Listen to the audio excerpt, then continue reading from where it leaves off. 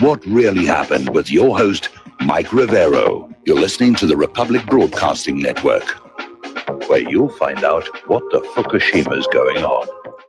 And aloha, America. Welcome to our show today. It is Friday, June 1st, 2018. Thank goodness it's Friday. Thank goodness it's Friday. June is busting out all over. Actually, June is our next door neighbor, and she wears these really tiny bikinis. So as we get into the summer spirit here and, start thinking about the pleasantries of summer for those places still, not under snow.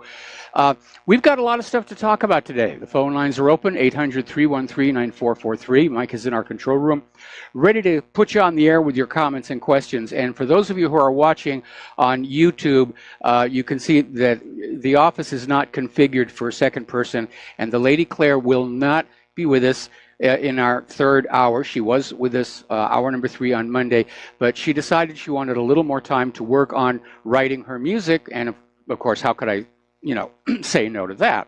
So she sends her best, and she's in the next room on over, headsets in place, just working away at creating new music. Okay, let's get on back to what happened in Israel and Palestine. It's still going on. The marches are still taking place. People are still being shot.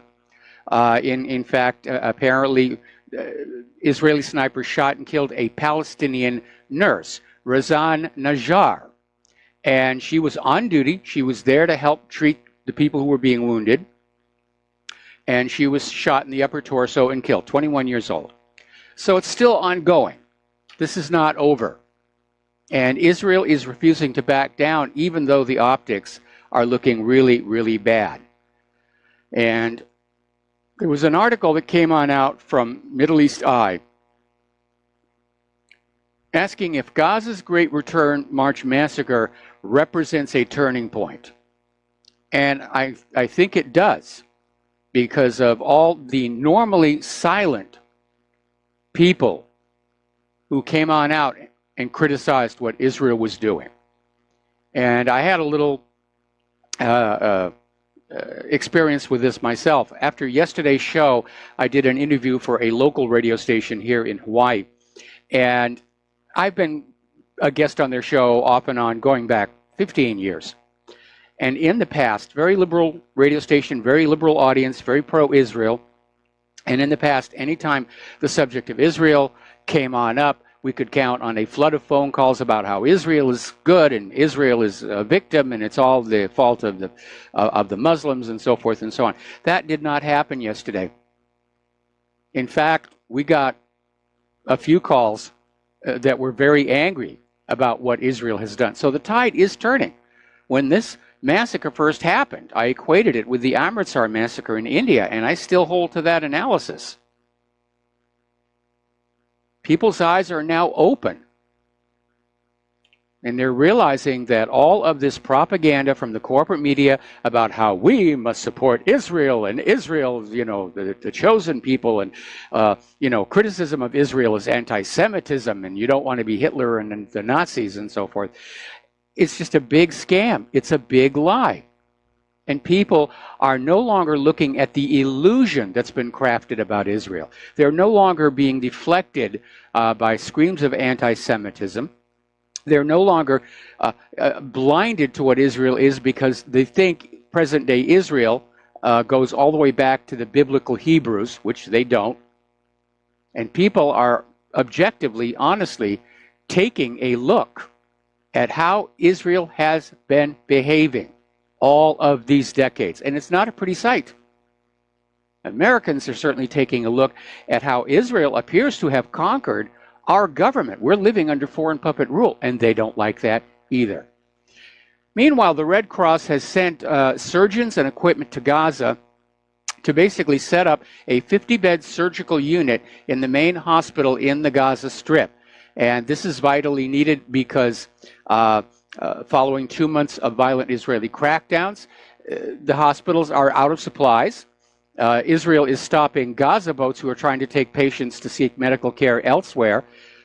And no doubt the Gaza flotilla, which is still on its way in the Mediterranean, will be bringing much needed medicine, but they'll get turned back by Israel. And people are looking at this, and they're realizing that what is going on here is, despite the promises made in the Oslo Accords, Israel has basically turned the Gaza Strip into the world's largest open-air prison. It's a ghetto. And Israel tightly controls the borders. They only allow in enough food for bare survival. It's a controlled starvation. It's a slow-motion genocide. People are looking at that now. They're not going to cover their eyes and say, oh, I don't want to look at that.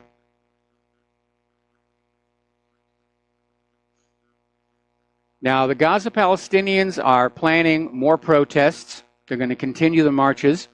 We put up an announcement on whatreallyhappened.com. There are going to be 2 more marches along the so-called security fence. It's a prison cage. Let's call it what it really is. This will be on June 5th and June 8th. Now, June 5th is the 51st commemoration of the Israeli invasion and occupation of Gaza, the West Bank, and East Jerusalem. And on June 7th of the same year, Israel seized control over Jerusalem's Old City. So they're going to be protesting and calling attention to that one as well. We're going to do a shout out now to our on-air affiliates who are just now rejoining the network. And to basically give you an idea of the mindset of the Israeli government, you have to look no further than a tweet by Israeli Energy Minister Yuval Steinitz, who said, let's just conquer Gaza and destroy it once and for all.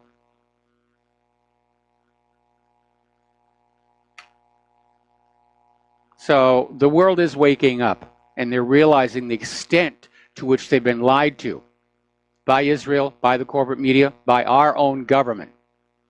It's not a pretty picture. People are upset. I could hear it on the phone calls. The United Nations chief is out there saying that there are growing troubles in the Palestinian refugee camps in Lebanon following Donald Trump's cut to U.S. foreign aid. And the UN is saying this could lead to a new conflict. People get hungry enough, they're going to start attacking nearby settlements, just trying to get food. And maybe that's what Israel and Trump want, because all of this provocation that we're seeing, all of these attacks, it almost looks like Netanyahu wants a third intifada so that he can justify going on in, taking more of the West Bank, taking all of Gaza back, despite the 2005 agreement that Israel was supposed to stay out. And you know, distract the media, distract the public from his supposedly imminent indictment for corruption. Israel has once again decided to demolish a Palestinian Bedouin village, and the European Union is asking Israel to reconsider that decision, saying it undermines prospects for a lasting peace. Well, yeah, of course it does. When you go into somebody else's country and start just grabbing the land and building homes for your people who are moving in, it is undermining lasting peace, whether you're doing it in the West Bank or the Golan Heights. But Israel doesn't want peace in the Middle East. They want the entire Middle East all in one piece for themselves. And Israel has just approved another 2,000 settlement units in the West Bank, all of them illegal under international law.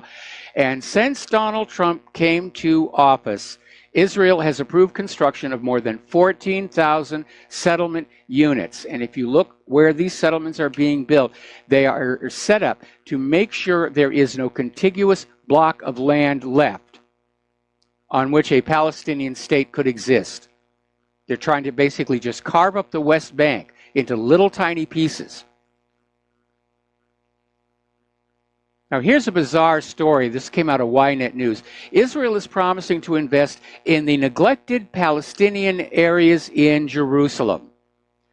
And Israel has announced it as a groundbreaking program that will invest hundreds of millions of dollars in long neglected Palestinian neighborhoods of East Jerusalem. Now, I don't think they're doing this out of the goodness of their heart. I think what they're going to do is they're going to fix up these neighborhoods wait for property values and rents to skyrocket to the point where the Palestinians who live there can't afford to live there anymore. That's what I think is going on. Today at the Security Council, Kuwait submitted their resolution to protect Gazans from Israeli high crimes, citing the continued excessive use of force against peaceful demonstrators by the IDF. Washington vetoed it, and Nikki Haley described it as grossly one-sided. Nikki, I'm sorry, which side has the sniper rifles and the exploding bullets, and which side has this protest signs? Boy, we need drug testing for our UN ambassadors, I think. But it's just bald-faced lies, and apparently Washington says they will veto the Kuwaiti resolution or any similar resolution to protect the Gazans from Israel unless it is amended to basically say it's all Gaza's fault. And I don't think anybody is going to fall for that one anymore. So the Trump regime has asked pro-Western UN Secretary General Antonio Guterres to submit undefined recommendations on Gaza within 60 days, which means nothing will be done. And I am frankly ashamed of Donald Trump and Nikki Haley for still protecting Israel's aggressions after this bloody massacre. This is not a war, despite what Israel says. These people are encaged. They're being starved. When you hear the stories of World War II, you always get treated to the Warsaw Ghetto and how the Jews in the Warsaw Ghetto suffered so hard. They were kept prisoner in there. They were starved in it. Oh, it was horrible. Well, I agree, it was. But that doesn't mean that it's okay for Israel to treat the Gazans exactly the same way. In fact, you would think that had that Warsaw Ghetto situation really been that traumatic, that maybe Israelis, at least the older ones, would have a little more empathy and sympathy and say, what we are doing is wrong. Now, as you know, there was a delegation of Democratic members of the U.S. House of Representatives that visited Israel 2 months ago in protest of Trump administration policies toward Israel, and was led by Nancy Pelosi. But interestingly enough, Palestinian President Mahmoud Abbas refused to meet with them, even though they were being critical of Trump. That may have been a bit of a diplomatic whoopsie on his part. Up in Syria, Bashar Assad is starting to give a lot of TV interviews, and he's starting to talk like a man who knows he's won his war. And he did this interview with Russia Today and said the U.S. is losing its cards in Syria, which may be a mistranslation, but in context it's obvious. Yes, the U.S. has lost this one. And Washington and its puppets and phony terrorists tried and failed to destroy Syria, to take down their government, to regime change it. And Assad is saying, basically, it's time for the U.S. to leave. And he is hoping that the United States will agree to leave. But he says, failing that, that force will be applied. So he is really talking tough. Now, during this same interview, Assad reiterated that there was at least one incident that came dangerously close to a direct military conflict between U.S. forces and Russian forces, but it was avoided. The question is, if the United States refuses a request to leave Syria, and they will, and they engage the Syrian forces, what will Russia do at that point? That is the $50,000 question. And from the way Assad is talking tough, he seems to feel Russia's going to come on in. So the situation is going from bad to worse. But I understand why the United States wants to stay in Syria. If they leave, it's going to be globally perceived as a military defeat. and that could derail the entire war agenda. It's the same reason they're up there still throwing money and people into Afghanistan. They may not be able to completely win there, but they don't want to have the appearance of losing. All righty, let's see. Am I still on the air, Mike? Because we just had a lost connection.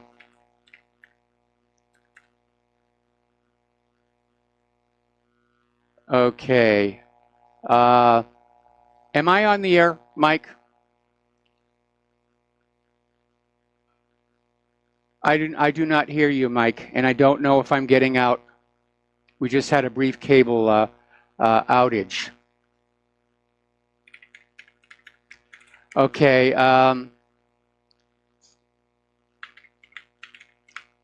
Is anybody there? Hello? Well, I'm going to keep talking as if I'm still going on out to... You're on the air. I am on the air. Okay. All right. Fine. Good. Oh, man, all this crappy technology. More about that later in the show. Okay. So Assad is talking tough about getting U.S. forces out of Syria. And it needs to be remembered that the United States never had either an invitation or permission of the Syrian government to even be in Syria in the first place, let alone stand around, build military bases, and dictate to Syria's government where and when they can go in their own country. Like that warning yesterday, don't you dare attack ISIS. Don't you dare attack ISIS. Bad things will happen if you attack ISIS. So, from the way he's talking, sadly, I'm afraid Assad seems to believe that Russia will in fact support him. Over in Turkey, relations there are starting to sour, and apparently Ankara is talking about kicking the U.S. troops out of Incirlik if Washington continues with its wrong actions in Syria. And Foreign Minister Mevlut Cavusoglu said that Ankara would go elsewhere for warplanes if the United States doesn't deliver the F-35. Well, knowing the F-35, Turkey would be wiser to go acquire warplanes someplace else. But this is the beginning of a serious diplomatic conflict, and all of this goes back to that U.S.-linked failed coup d'etat in Turkey some years back. So the U.S. government runs around the world playing all these little games, regime change, coup d'etat, and they mess up. They continue to mess up. The United States Air Force has started operating Reaper drones out of Poland. Now, the move was sparked because the base they have been using in Greece at Lanza Air Force Base needs some renovation. And whether the drones will leave Poland and go back to Greece after the renovation, that's a very important question. But they're out there flying reconnaissance missions with these drones and just playing with their little bit, their toys. They're playing with their very expensive toys that you all paid for. Over at antiwar.com, they're quoting U.S. Commander of the Europe Command, General Curtis M. Scaparrotti, calling for thousands more U.S. troops to be sent to Europe to deter Russian aggression. Talk about the pot calling the kettle black. Look at all the aggressions the United States has been carrying out over the last 18 years. Even a blind person could see the U.S. is the aggressor. Israel is the aggressor. None of these countries the U.S. has made war on attacked us. We were just told, oh, they have nuclear weapons, they have sarin gas, they think bad thoughts about us, they hurt their own people, they're evil, and the United States has a moral obligation to go on in and set things right, which has never happened. The U.S. trashes all these places. Okay, we're going to take a short break for some commercials, and we'll be right back with more of our show. Aloha, America. Welcome back to the show. It looks like we got our tech issue sorted out, at least for the moment. But our nation's infrastructure is becoming unreliable.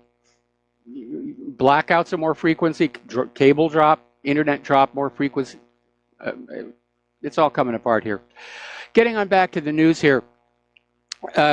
Moscow has come on out with a report basically detailing subversive non-governmental organization activities in Russia and in other countries, and basically saying that these NGOs are covert operations for somebody or some agency that do attempt to meddle in other countries. And the Russian parliament has issued this report about how some of these NGOs meddled in the recent elections in Russia to try and get Putin out of office.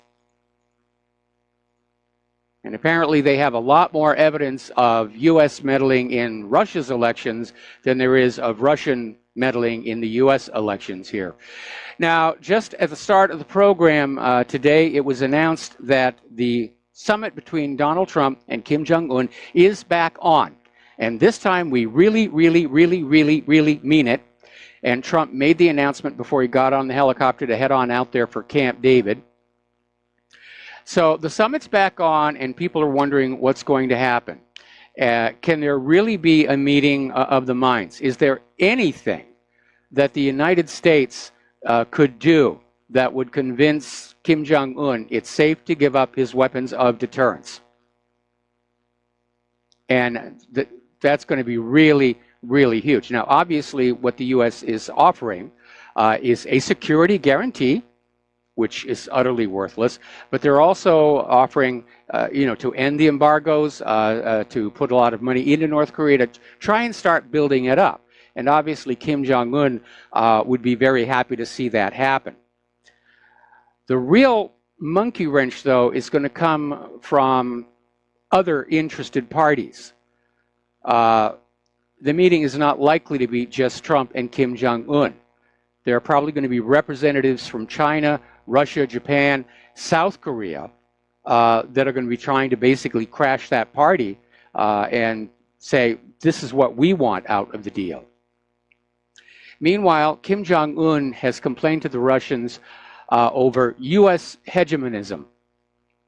Yeah, certainly that's a very obvious conclusion, but apparently Kim Jong-un told Sergei Lavrov that he hoped to boost cooperation with Russia, which has remained largely on the sidelines in recent months as Kim has reached out diplomatically to the United States, South Korea, and China. So there's a very subtle message coming out of that. Kim Jong-un is saying that if this summit with Trump doesn't work out to his satisfaction, he's ready to pivot to Russia. Now that, of course, would be thrilling to the U.S. military-industrial complex. Oh, we've got more Cold War. We can sell more weapons to put on the borders with North Korea and just sneer at them. China's got a lot of patience with all that's been going on, and they've got to be very confused because on one hand, the United States is out there saying we need your help with North Korea, and then on the other hand, there's all this belligerence down there in the South China Sea. And now the United States is spending $250 million to upgrade its de facto embassy in Taiwan, a move that will absolutely enrage the Chinese government. And the renovated building will open on the 12th of June and may be overshadowed by Trump and Kim Jong-un's summit in Singapore. But China, I'm sure, is paying attention to this right now. All right, we're going to take a phone call. Chris in Washington State, aloha. Welcome to the show. What's on your mind? Yes, hi, Mike. I was calling a week or two ago. You kind of mentioned briefly about the Seattle head tax. Yes. And Starbucks was upset because the city council in Seattle was trying to stiff any corporation, the bigger ones, of course. Amazon's the one that got all the publicity, but it turned out to be $275 a head. They wanted $500 initially, and I got the impression from your brief comment that, you know, they weren't sympathetic to the homeless problem. Yes. But what you have to realize is that the city council and the liberal policies in general have created a huge problem. It's probably one of the worst in the country of attracting homelessness and drug addiction based on other policies that they're having. And, I think companies and a lot of people are just sick and tired of them trying to, tax more money, no Yes. accountability. And it's really just over the top. And it's funny because a lot of the outlying counties, Pierce counties. Chris, yeah. I got to put you on hold. Stay on the line. I'm going to come right back to you after these words from our sponsors. And aloha, America. Welcome back to the show here. We're talking with Chris in Washington State. We're talking about the controversy over the Seattle head tax, where large companies like Starbucks and Amazon are saying it's an inappropriate burden. The other side is they've got to get some money to try and deal with the homeless situation.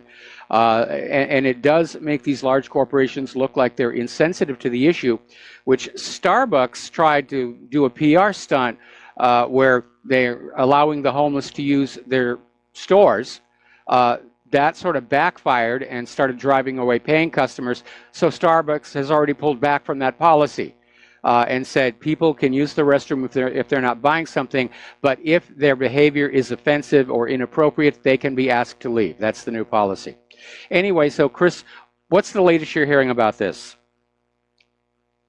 Well, what's funny, what's starting to come of it is you got the outlying counties around King County, which is where Seattle is, actually doing the exact opposite. They're out getting the word out that any company that comes and starts paying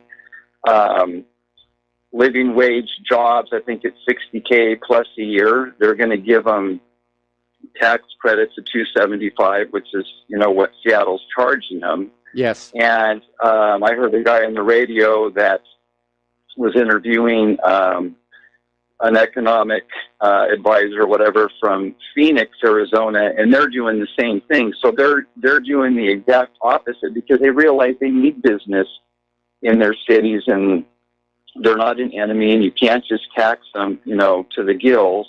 No, you can't. The fact that they're, and the thing is Mike, they get, I don't know how many hundreds of millions of dollars the city has already spent over the last 10 years. 10 years ago, they said, we're going to, take care of this problem, end of homelessness. It's only gotten worse. Yep. And all their policies just make other people from other, states say, we're going to go over there. They have all these free handouts. You can't even go downtown anymore without tents just lining the streets. It's just so out of control. I live about 40 miles north of Seattle. I refuse to go down there. I don't want anything to do with that place. Yep. It's just, and there's drug addicts and needles and all the parks, and it's such so out of control. This deterioration is happening to all of our big cities like San Francisco. I mean, the tourism people down there are saying the city government has to do something because it is turning off tourists in San Francisco, and you're telling us the same thing here in Seattle. When you have a policy that, and this is literally true, is you can take your tent, you can set it up in a public park, school, field, down by the Seattle Center where the Space Needle is. There's a bunch of tents, and the cops don't do anything. In fact, you have 3 days. They could come and say, well, you're here illegally, and you have to give them a 3-day notice to leave. Yep. I mean, and they're totally breaking the law. But if someone like, a regular person jaywalks or, parks illegally for 10 minutes, heaven forbid, they're going to get fined in a ticket, and it's just ridiculous. It's like beyond common sense. It's crazy. Well, I mean, let's look from the other point of view. These are human beings, and they do. No, I get that. I get shelter, that. And they do need food.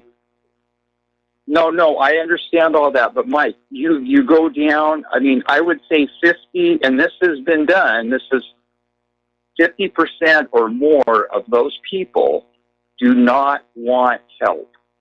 They're on there. They have Salvation Army, the missions. They are out there all the time saying we have beds here, but if you're going to come stay in our bed, you can't drink, you can't do drugs. There's going to be some rules. You need to, whether it's job train, whatever. I mean, there's just going to be reasonable rules that This isn't forever. We're not just going to, support you forever. But, now their idea is, let's just have low barrier housing. So we're going to build all this public housing with all this money that we're getting. And there's zero rules. So in other words, anyone can move in there and they don't have to do anything for it. They don't have to change.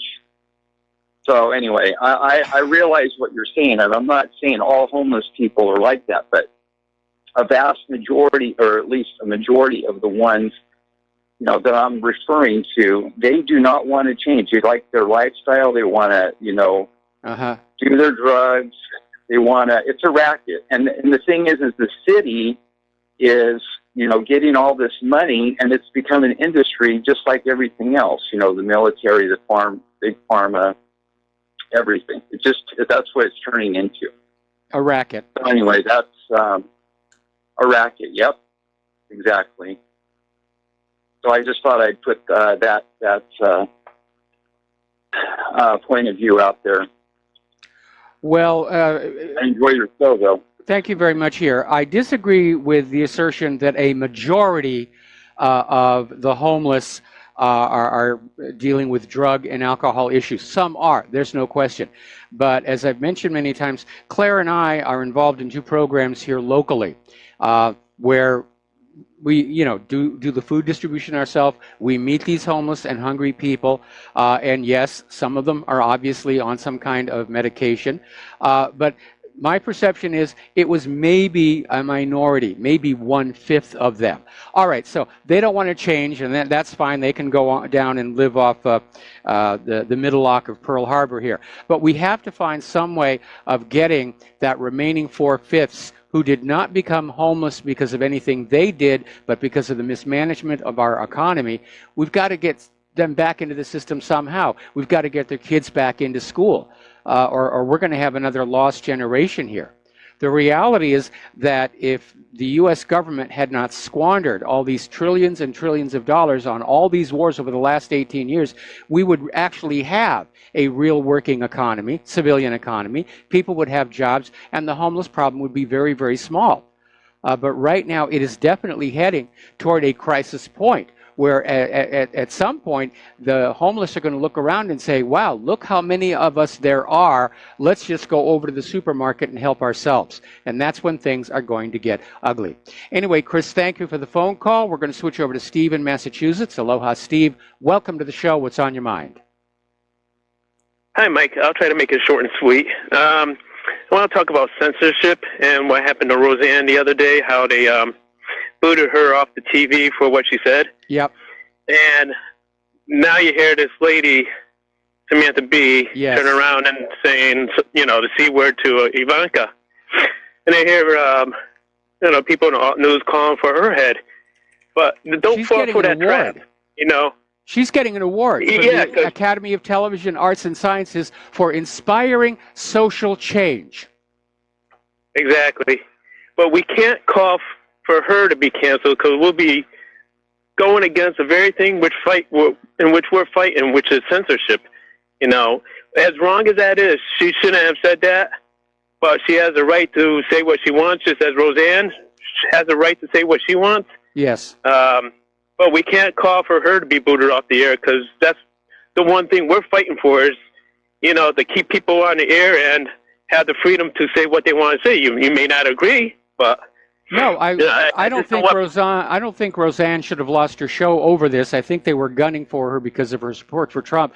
But the Academy of Television Arts and Sciences, talk about bad taste.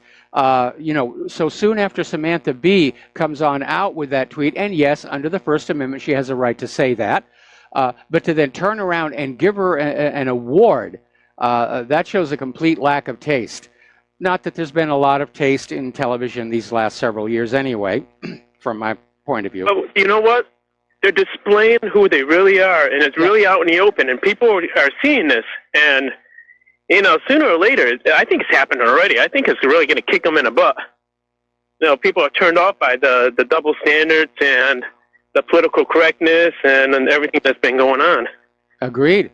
Everybody, it's becoming so obvious. Yeah, exactly. Okay, that's all I wanted to say, Mike. There's a lot of stuff that's going on, and I don't want to tie you down with just that. No, there's a lot of stuff going on. I'm so glad it's Friday. I need a weekend. I need to walk away from this stuff for a weekend. And over the weekend, there's going to be so many things that are going to happen.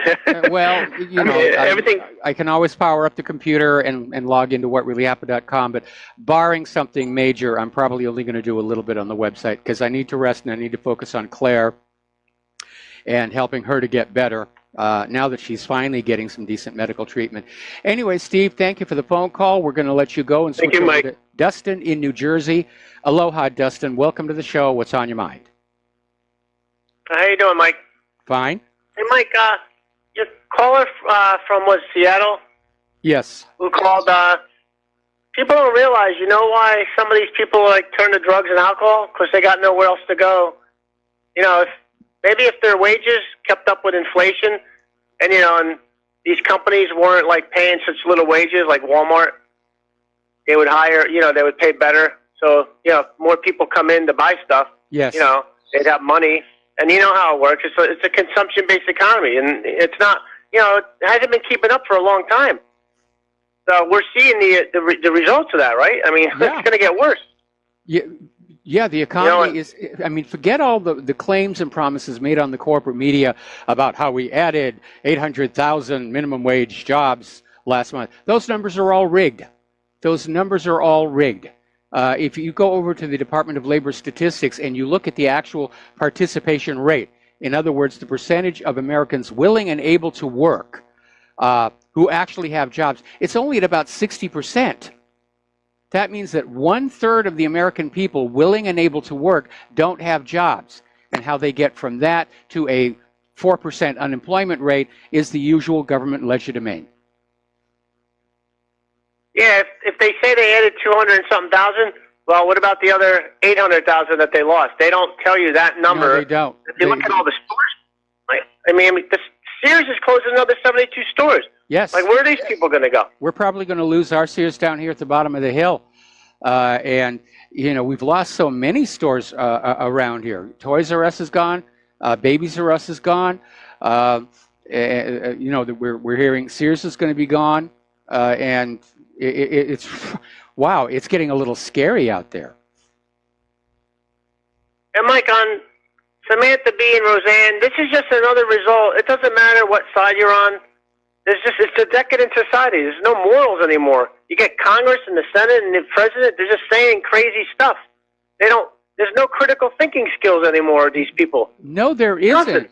And it's like the entire Congress, they're on some kind of psychological medication. They've got a pharmacy right there in the building, so, they've got access to pills. It's amazing, though. It's just decadent, Mike. Like I said, if we had an HD video camera back in the Roman days, we'd see how they ended, very, very badly. Oh, yeah. Started the Dark Ages. Hey, Mike, real quick, I wanted to mention, I don't know if you heard this, that Turkey was interested in buying the Su-57 from Russia already. Yeah, we mentioned that a little earlier in the show. Yeah, which is didn't Congress or the Senate vote against selling the F-35 to Turkey not too long ago? Yeah, that's basically that issue, and it's created a diplomatic crisis with Turkey. Turkey and Erdogan, they're definitely the loose cannon on deck in that part of the world. Yeah, I don't know if you know this, but Russia and India they co-developed the Su-57. It was a joint venture, just like the BrahMos anti-ship missile, which they got a new one coming out, the BrahMos 2. That was a joint venture. Yeah. You know, so I mean, India, believe it or not, they're very smart people. You know, they have some technical prowess. I mean, that's all I wanted to say, Mike, today. No, yeah, no. Indians are just naturally very, very bright. They've produced a number of very famous scientists, mathematicians, like Srinivasa Ramanujan. Okay, so Dustin, thank you very much for the call. We're going to switch over to Al in Canada. Aloha, Al. Welcome to the show. What's on your mind? Hi, Mike. I wanted to go back to poverty again.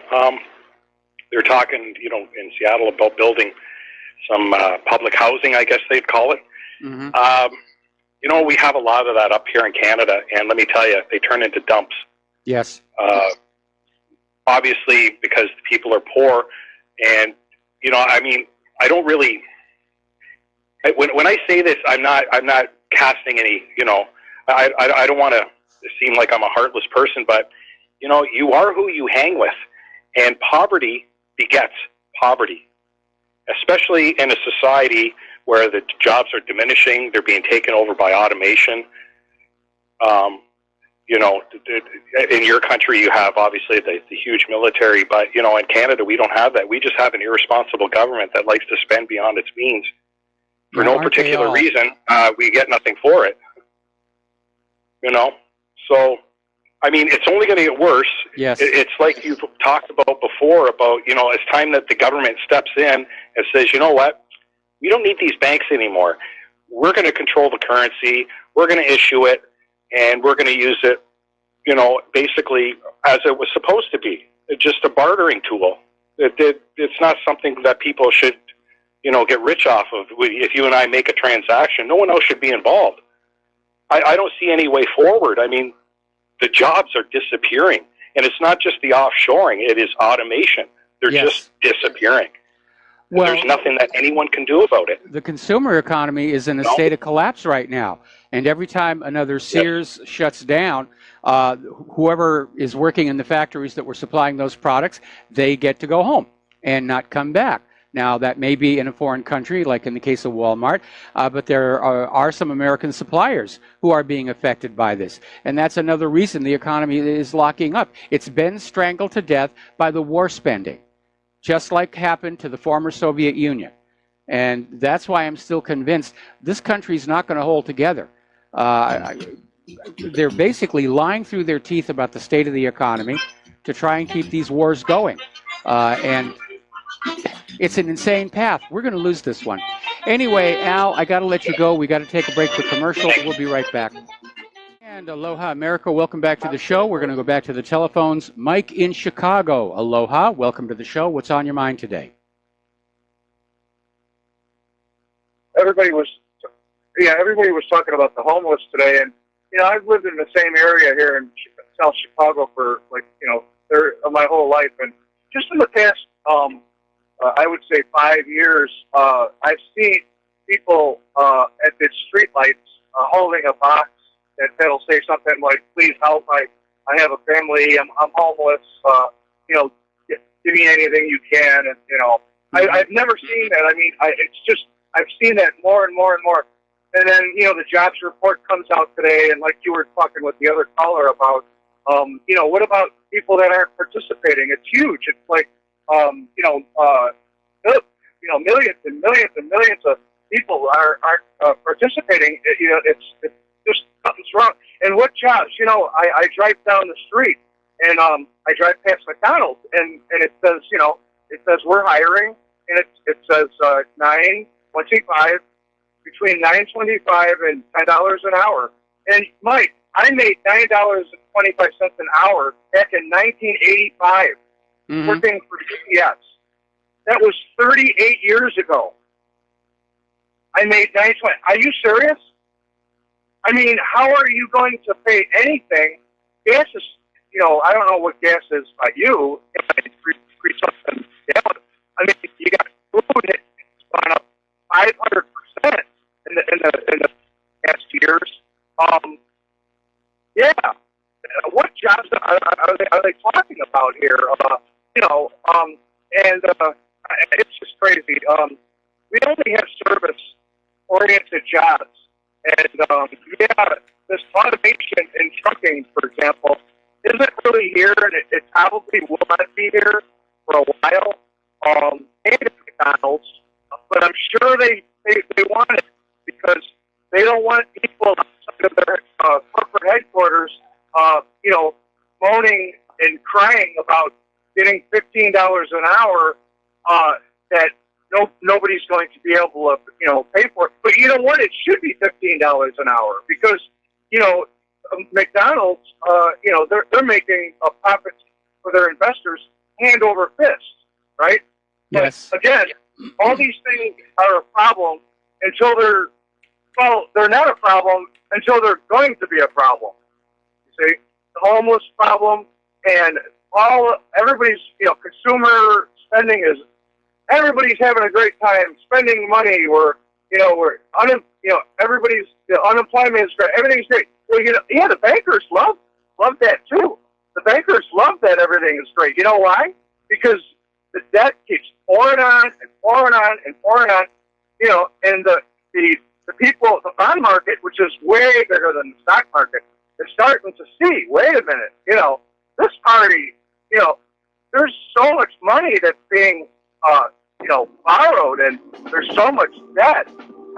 Yeah, there is, and that's the way the bankers maintain control. Mike, I'm going to have to let you go. We've got a flaky phone connection for some reason, and we got to do a station identification.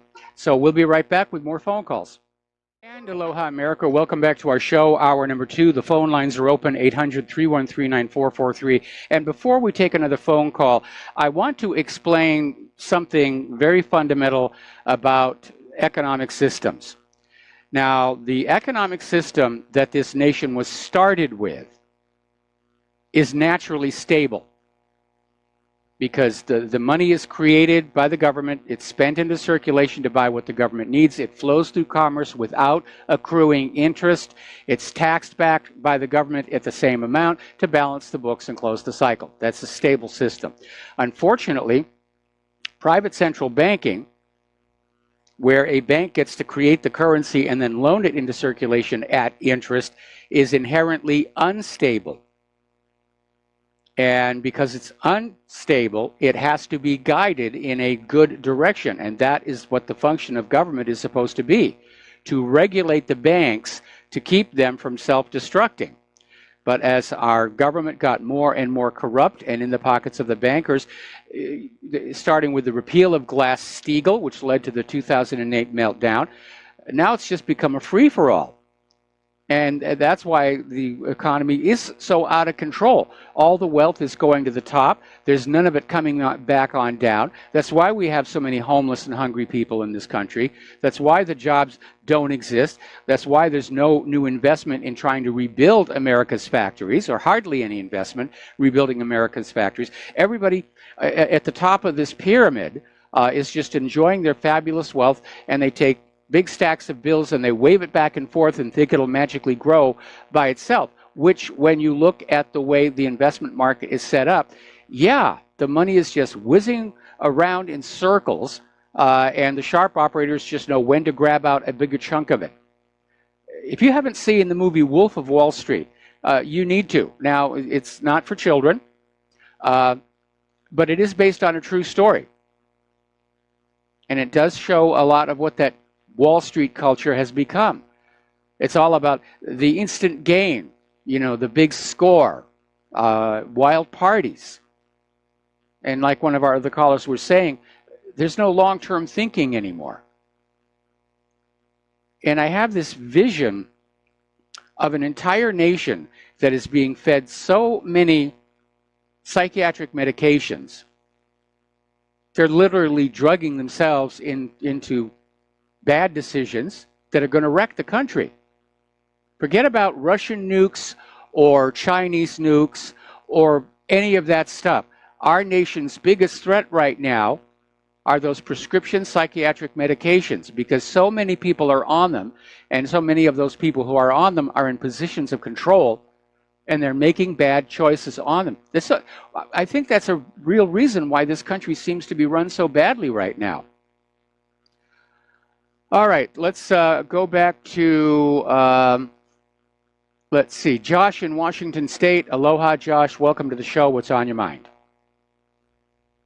Aloha, Mike. I hope you're doing okay down in Hawaii. That volcano is really crazy. You're saying that there's so much sulfur in the air it stings your eyes? Yeah, it's like a bad day in Los Angeles, but you know, we're on a different island, and even on the Big Island, the lava flow is just a very, very tiny corner of it, and unfortunately, the media coverage, I think, has given a false impression that the entire Big Island is erupting, and that is certainly not true here. But Claire and I live on Oahu, which means we are living halfway between the part of the state that got flooded and the part of the state that's on fire.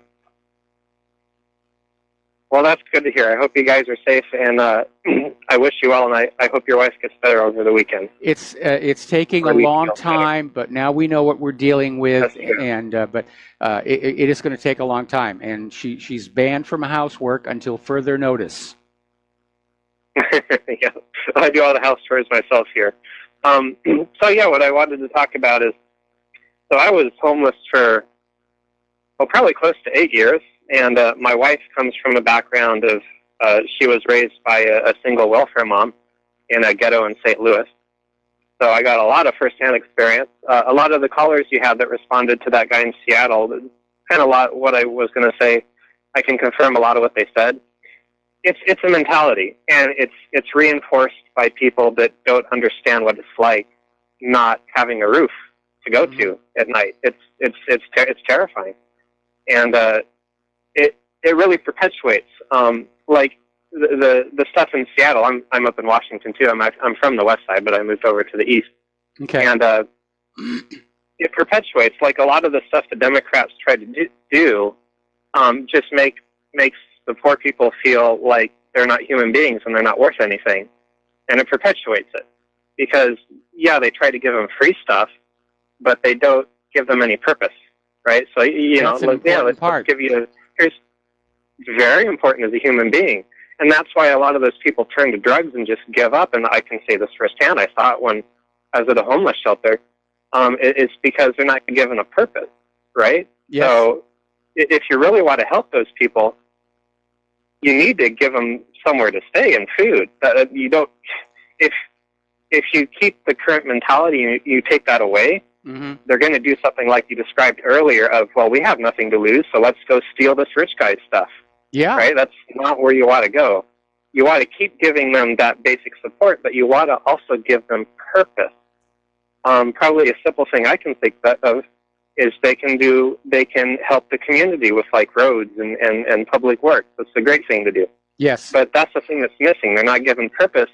And that's just, I think, because we've gone so far down this like consumerist, capitalist path of, if you don't get a corporate job and you're a good little corporate worker, then there's something wrong with you, right? Like if you're doing public work, that's garbage. You're just a garbage human being. So that's my input about that one. Okay, well, thank you very much for the phone call, and we're going to do a shout out now to our on-air affiliates rejoining our network. And we've got one more caller on the line right now, Pat in Fort Worth. Aloha, Pat. Welcome to the show. What's on your mind? Well, you pulled my chain when you were talking about Sears. And I think a lot of businesses go under because they have poor customer service. It's not the economy, it's not the president, it's nothing but poor customer service. I'm old enough to know that 40 years they have a bad reputation. They would fire their employees just before they retired so they wouldn't have to pay retirement. Yep. And they, you remember, and they wouldn't take you off of credit. When you pay off your bill with them, which they, try to get you to buy by the month, and they wouldn't take it off of your credit report. You had to fight to get it off when you get it paid for. And things like that. Didn't they used to have a motto that said the customer's always right? Well, I think what you're talking about is not confined just to Sears. We've been hearing stories about all kinds of companies engaging in this very immoral, unethical practices, but they're driven to do so by the economic realities of diminishing revenues and pressure from the stockholders for more money. Well, I think I would take my choice with what's right. Everybody wants to agree with do what's right, and I agree. This country is built on Christianity, and God's still watching, and it's a very scary thing not to fear cheating people like that. And as far as homeless, I live in a homeless neighborhood. I've tried and tried, but basically they will steal anything you give them, sell it. They're on drugs, they're on alcohol. And that doesn't mean you throw them out, but on the other hand, you can't live with them. You can't live with situation. It's a difficult situation. Now, what I am wondering, like in places like Seattle, why the police are not delegated to finding where these homeless people are acquiring these drugs, because obviously it's happening right out there in the streets. And if they could cut off the flow of drugs, that might work to get some of these people back, get their lives back together. But I think Seattle, and for that matter, San Francisco, Baltimore, Chicago, undermines the fact that you cannot tax a society into prosperity. It doesn't work. You have to allow a society to become prosperous by its own labors, and then be reasonable with the taxation. But taxes are out of control in this country pretty much everywhere, and people, they just don't have it anymore. And for Trump to be out there with his tariffs, which are another form of hidden tax, and Seattle with their head tax, people are running out of money. And I'm not surprised to hear that. Didn't he get one? Didn't he win one? Says China's up here talking about relaxing tariffs because of the deficit, the trade deficit this week. Today, did you hear that? No, I missed that one. But the last word I have is, Trump made some sudden last-minute changes on his tariff plans, and he's succeeded in angering a lot of our trade partners all at once. Anyway, Pat, thank you very much for the phone call, and we're going to let you go. Switch over to Dennis in Florida. Aloha, Dennis. Welcome to the show. What's on your mind? Aloha, Mike. You touched on one of my sensitive subjects, which I think is like the linchpin in all our problems, which is money. Mm-hmm. I call it, money. I mean, the central banks and the Federal Reserve have learned a way to create wealth or money based on nothing, correct? Well, they create currency. They create a note out of thin air, but it doesn't really represent wealth until they acquire enough of that ink and paper where they can start to use it to purchase hard, tangible assets, real estate, homes, farms, factories, gold, silver. Well, I agree that is wealth, but they have the power to create notes, papers that can buy that wealth, right? Yes. Yes. Okay. That's what we need to take back. We need to take back that power to create wealth. Yes. Take it back from the Federal Reserve and the central banks. I mean, that's a monumental task. There's no way in the world they will allow it. They'll burn this whole nation down, the whole world down before they allow that to happen. Oh, yeah, they are that desperate. They are that desperate. I mean, Congress can rescind the charter of the Federal Reserve at any time they want to, but they're not going to do it because the Federal Reserve and Wall Street are very, very generous campaign contributors every election cycle. And I'm sure as we head into November that those checks are already being written to make sure Congress remains obedient and worshipful to Mammon. Yes, and if you had any backbone to stand up and say, well, I don't really need your money, I'm going to just do the right thing, then you have other forms of persuasion to get you to see it their way, correct? That's basically it. I mean, we talk about different systems, whether capitalism is good or bad, or communism is good or bad, or fascism is good or bad. Any system is only as good or bad as the people who are at the very top. And the founding fathers of this country understood that politics attracts the kind of people who should not be allowed to have political power. And that's why they set up a three-branch government with checks and balances. But over time, all of that has been chipped away, and our government has basically devolved into a fascist economic dictatorship where the love of money is the ruination of us all. And Congress, the people who are in Congress, they're there to make money. They're there to just, have a lot of fun, play with the interns, and make as much money as they can. I think there's a darker side to all that. I mean, yeah, they're allowing themselves to get paid off or whatever, but and I'm sure maybe there's a few that go in trying to change the system and do the right thing, but we all have our. There's all kinds of ways to get to people. I mean, and I think it's a dark side that we fight. I think it truly is a good against evil. I'm kind of agnostic Zen Buddhist.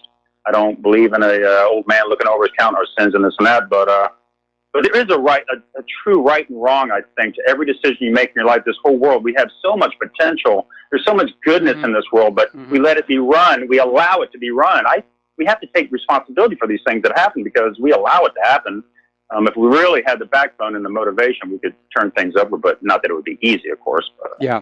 That's all I wanted to say, and I appreciate your show. I like listening. I don't always agree with what you say, but you have a great spirit, and I appreciate it. Well, thank you very much here. And, of course, anybody who agrees with me 100%, seek help right now, quickly. You need to understand there's actually a mechanism in the Capitol in Washington, D.C., that basically locks out people who would want to do a real, honestly good job for the American people. And every election cycle, there are always going to be the first termers, the people who've just been newly elected. They're coming on in, and they get stuck on these irrelevant committees. And there is a consulting firm in Washington, D.C. that simply keeps tabs on all of these first termers to see if they're going to go along with certain agendas. And because these first termers are now in Washington, D.C., they're not able to fundraise back in their home district as much, and that makes them more dependent on acquiring corporate funding. And so anybody who's in Congress who's trying to do a really good job for the American people, and it threatens some corporation's agenda, like the vaccine makers, they're not going to get the corporate money for re-election. They're going to be a one-term member of Congress. And that's literally the way it works.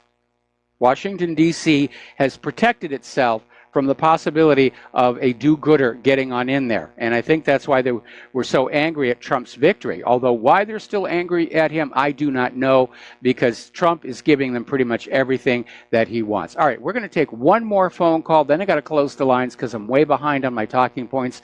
Laura in Michigan, aloha. Welcome to the show. What's on your mind? Hi, Mike. I wanted to say, you're talking about the Wolf of Wall Street. Yes. I know that lead character is played by Leonardo DiCaprio, but in real life, the Wolf of Wall Street was one of our chosen tribal people who are willing to swindle anybody and lie, cheat, and steal to make money. Well, it certainly wasn't his case. Pardon? It certainly wasn't his case. Yeah, right, exactly. I just want to let everybody know it wasn't the little white guy that did that.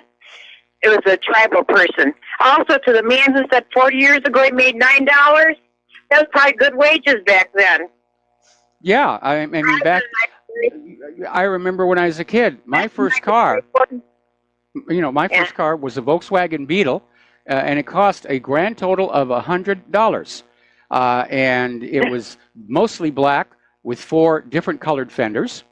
And I loved that car. I think we're all very fond of our first car.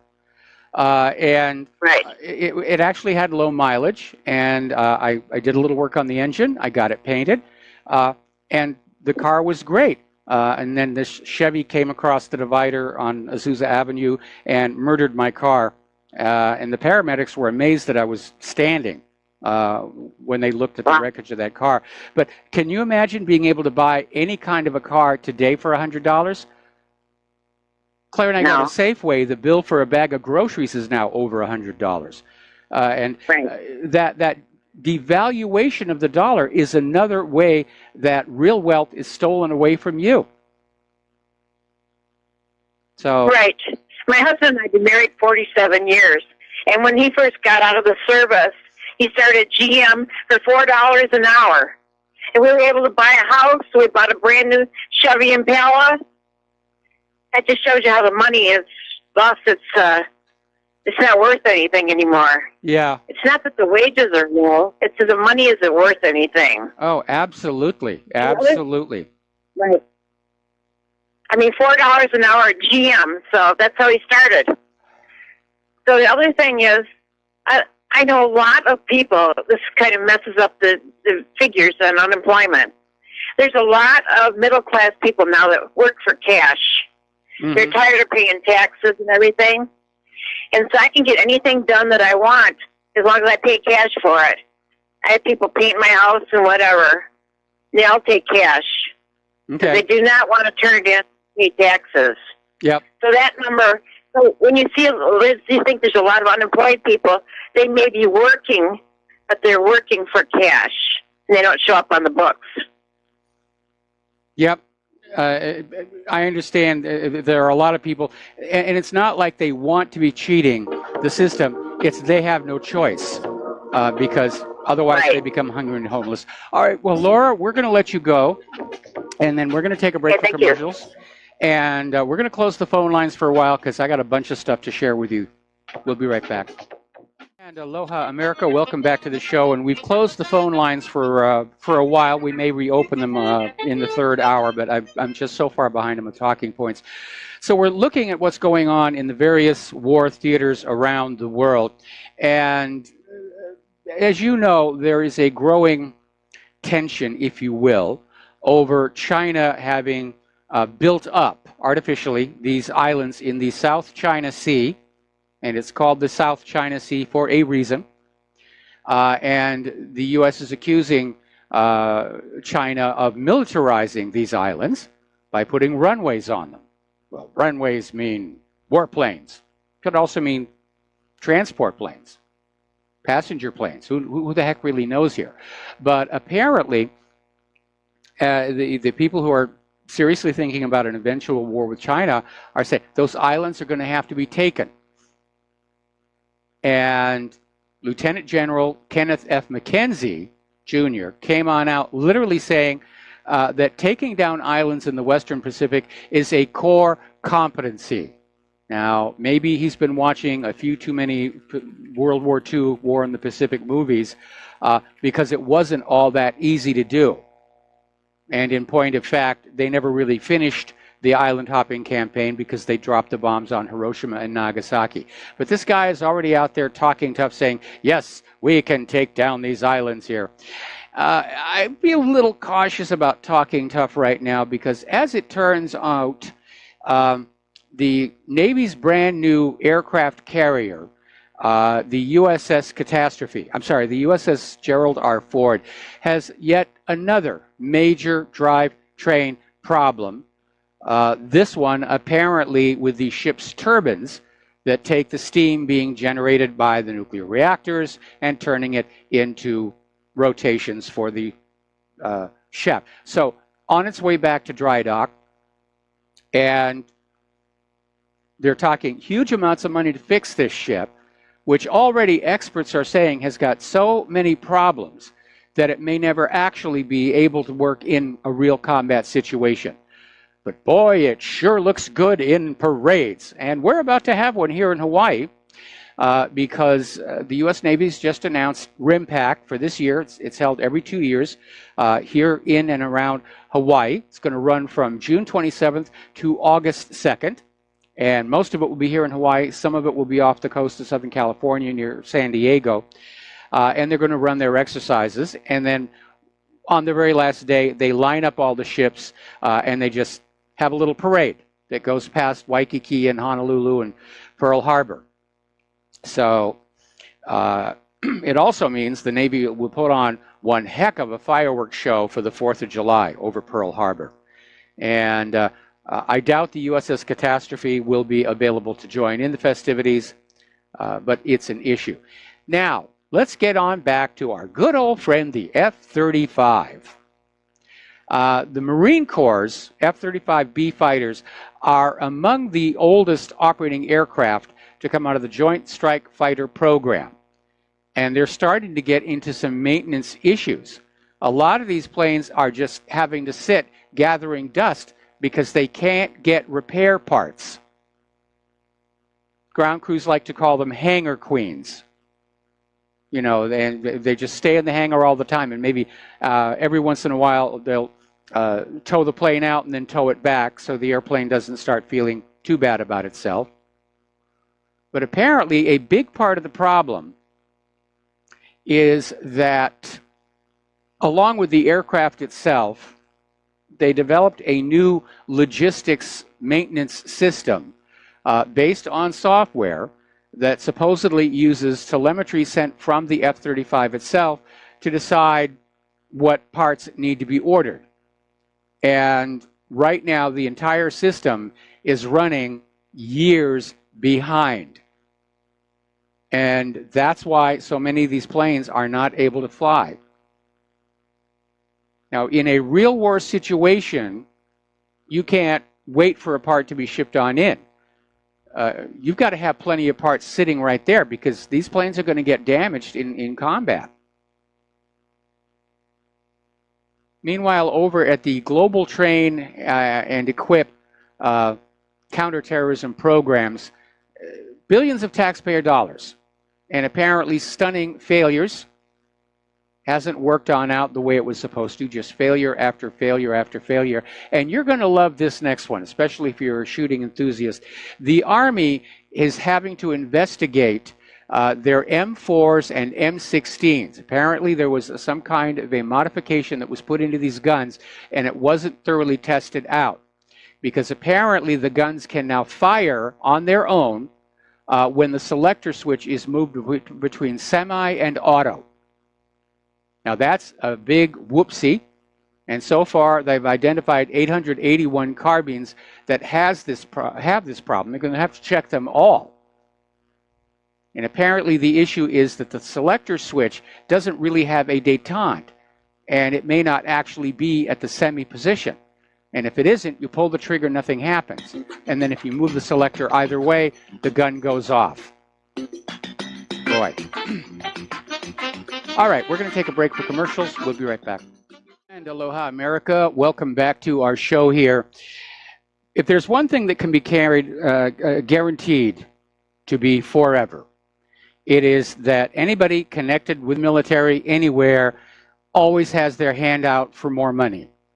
We need to have more troops in Europe to deter Russia. We need a bigger tank. We need more airplanes. We need more rockets. We're after 18 years of war, we're running out of stuff. We need more of your money.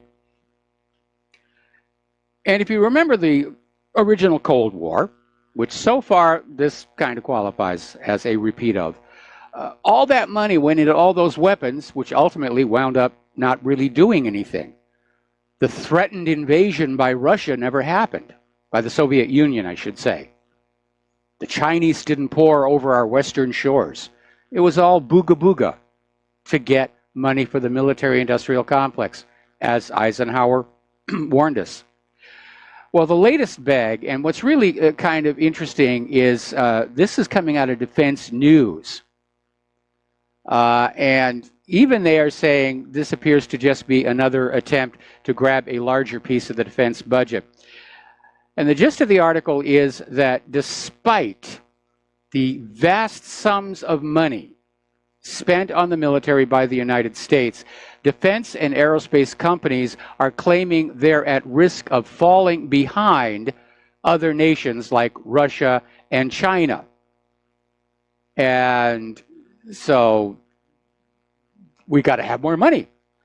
But the article goes on to say that the issue isn't really the money, because these defense contractors are getting plenty of money. It's just that apparently for the last 2 decades, these companies are spending less on research and development than nearly every other industry. They just take the money and have the parties and support their various pet Congress critters. And that may be one of the reasons why so many of these weapons systems are performing so poorly. They're just slapdash thrown together. If you're looking at what happened at the USS Catastrophe, clearly those are engineering failures. They should not have even gone to metal before the designs were checked. That's what good engineering is all about. And yes, in every large project there are going to be unforeseen problems, but there do seem to be a lot in America's current weapons.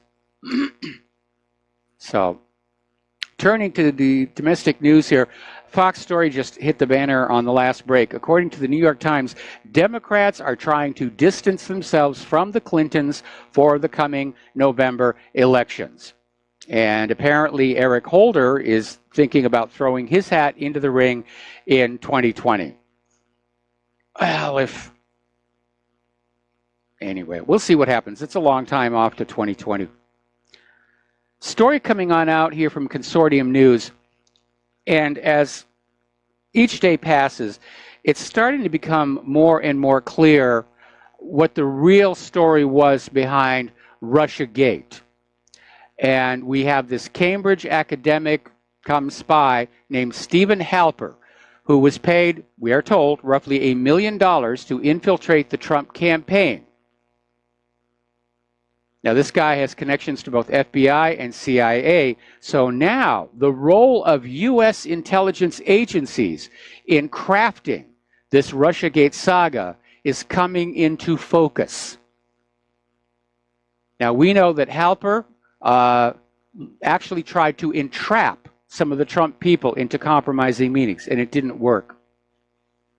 But apparently the intelligence agencies initiated reports that Donald Trump was colluding with Russia. They nurtured them and helped them grow, and then they spread the word to the press and key government officials. At one point, it's been reported, they tried to use those reports to force Trump to step down prior to his inauguration. I'll bet that was a wake-up call. So this was all ginned up by the spy agencies. The spooks are spooking themselves. Now, the Russia probe to date has cost taxpayers $17 million since the appointment of Robert Mueller. And they got some indictments on procedural grounds. He indicted some Russians who want their day in court, and Mueller's already stalling on that, which tells us he doesn't really have anything behind the indictment. And the latest word we're getting now is that Lindsey Graham is calling on Rosenstein to recuse from the Mueller case. Now, we're hearing rumors, they're still unconfirmed, but rumors of an impending indictment against Andrew McCabe. And it looks to me like potential witnesses are being lined up and offered deals. Story coming out of Zero Hedge. Comey grilled as Fed seriously consider charging McCabe in criminal referral. And basically the issue is, did Andrew McCabe break the law when he lied to federal agents? Well, if he was under oath, certainly. But anyway, Grassley, Judiciary Chairman Chuck Grassley, has announced the hearings for the Inspector General report on the FBI misconduct relative to the Hillary Clinton email server will be held Tuesday, June 5th at 10 a.m. Eastern Time. And I don't know about you, but I'm going to be watching and recording that one. I'm sure everybody's all rehearsed. We already know that prior to some of these congressional hearings, people who are testifying, they're coordinating their testimony, which is obstruction of justice. But every once in a while, somebody will make a mistake. But it's time that somebody somewhere in Washington, D.C. actually do their job. Because what you are protecting is this hideously mutated monster that bears absolutely no resemblance to what the government of the United States of America is supposed to be. Okay, apparently Judicial Watch has discovered State Department records that show the Obama administration helped fund George Soros' left-wing political activities in Albania. So you have Obama meddling in Albania's internal affairs. But it's okay. We're the United States. It's our right to meddle in other countries. But if other countries do it to us, ooh, they're evil and they're bad. Let's talk about the economic news. And I know we talked a lot about the economy on the phone calls here. It really isn't a mess. And because the people who are in charge of that economic mess are currently profiting by it, it will not change until it comes crashing down. That's just the reality. Get prepared for it. If you're not a prepper, you need to start doing. Get silver, gold, get that pre-1964, they call it junk silver. You can buy bags of it on eBay. And you're buying the bag for the melt value. But the advantage of those coins is people will recognize those as a unit of value. All right. Now, apparently savings rate has tumbled back near the record lows. People aren't saving for a rainy day anymore. And apparently there's a lot of concern over at the Federal Reserve that there may be a return to the financial crisis. Personally, I don't think we ever got out of it. I think it's been one gradual decline since 2008, and it's all being patched over with TARP and quantitative easing, rigged stock market numbers, rigged inflation numbers, rigged employment numbers. You look out on the streets, you look at the vast number of homeless and hungry, you look at the collapsing infrastructure, the retail vacancies, all these stores going out of business. You can't tell me that this economy is doing well.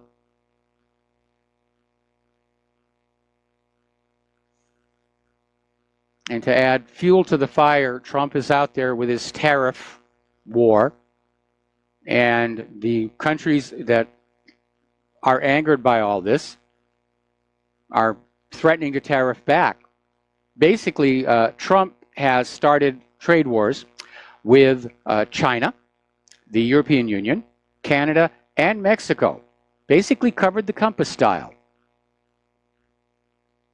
Now, who do tariffs really hurt? They hurt the consumers of the involved countries who have to pay steeper prices for products at a time when most people can't afford to pay more for what they're buying, which could in turn actually lead to a decline in sales.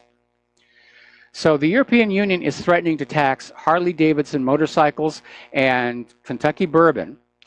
China is blasting U.S. protectionism over steel tariffs as Juncker welcomes the Chinese foreign minister to Brussels.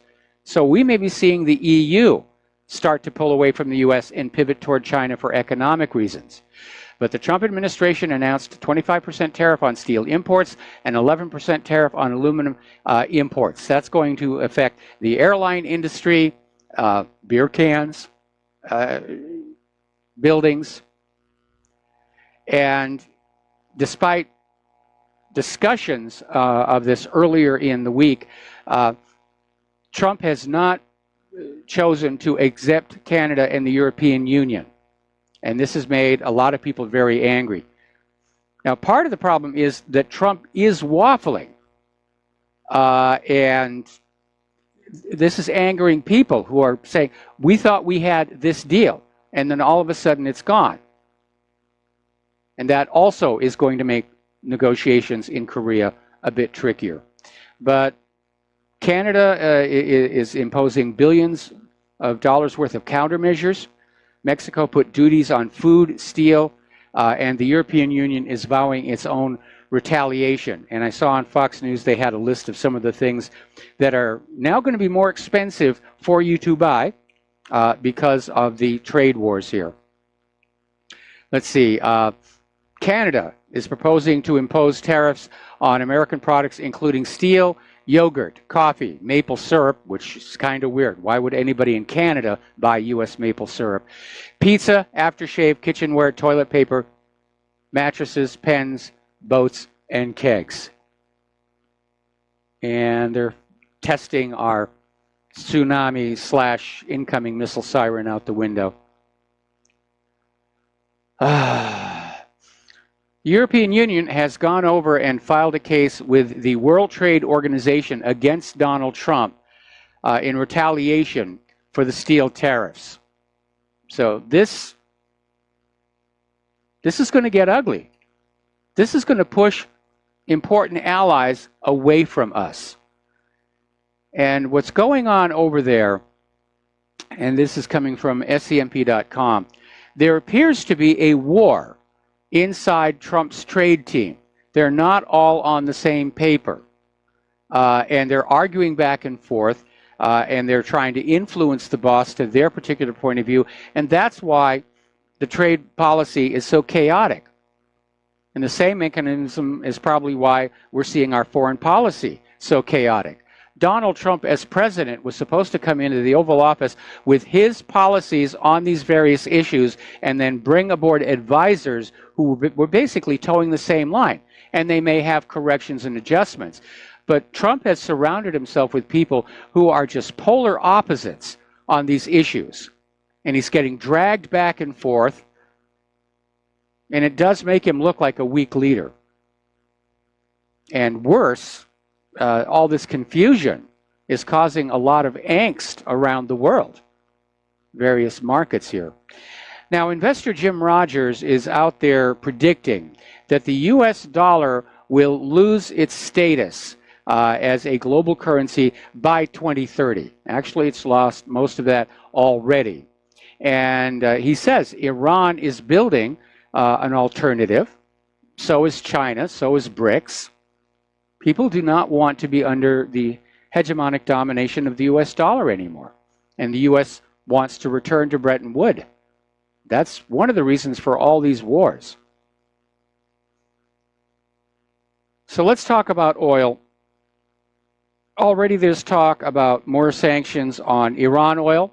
That'll push up oil prices. And in answer to that caller who asked me earlier today, right now we're paying about $3.90 a gallon at the pump.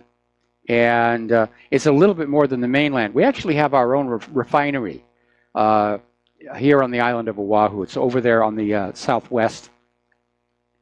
But everyone's expecting oil prices to go up between a shortage created by an embargo on Iran.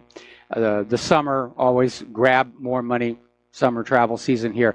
But if you really look at it, Russia and the Saudis are really able to call the shots here because Russia exports a huge amount of oil, so does Saudi Arabia. Now, the U.S. does export oil, but they're operating by themselves. If Russia and Saudi Arabia decide to align together, they can set the price of the oil.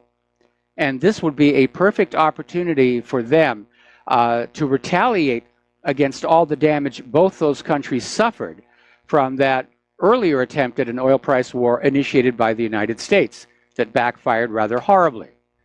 Because unlike Russia, the U.S. economy is not resilient. We are very heavily dependent on the oil revenues. So, getting back to the retail apocalypse, sales at Sears have fallen for 26 quarters in a row. More stores are closing. And they're saying, is it the end of the line for Sears? And I'm hearing a lot of people say that. And again, it's another iconic American retailer that has fallen victim to this wartime economy. And I remember when I was a kid, back when I was a kid, Sears was starting to open brick and mortar stores, but much of their business was still that mail order catalog. And oh boy, every year we waited to see that catalog and all the wonderful things that were in there. Send in an order and just camp out at the post office, waiting for that package to arrive here. Well, those days are gone, and the consumer economy is in free fall. They won't be the last to go. They absolutely will not. At some point, there's going to be an invisible line crossed where people are going to have one too many nearby convenience store close, and they're going to blink their eyes open and realize it's just a void out there. and they're finding they're going to have to drive further and further to get basic necessities. We're going to take a break for commercials. We'll be right back after these few words. And aloha, America. Welcome back to the show here. And there's one part of the economy that's doing really well. That's over in Colorado. And apparently last year they produced and sold 500 tons of legal marijuana. And apparently they sold 11.1 million edibles, 411,000 pounds of flour, and a sharply increasing amount of marijuana concentrate last year. This is according to the Colorado Marijuana Enforcement Division's 2017 annual report that was released recently. So, good reason to live in Colorado. You can get mellow.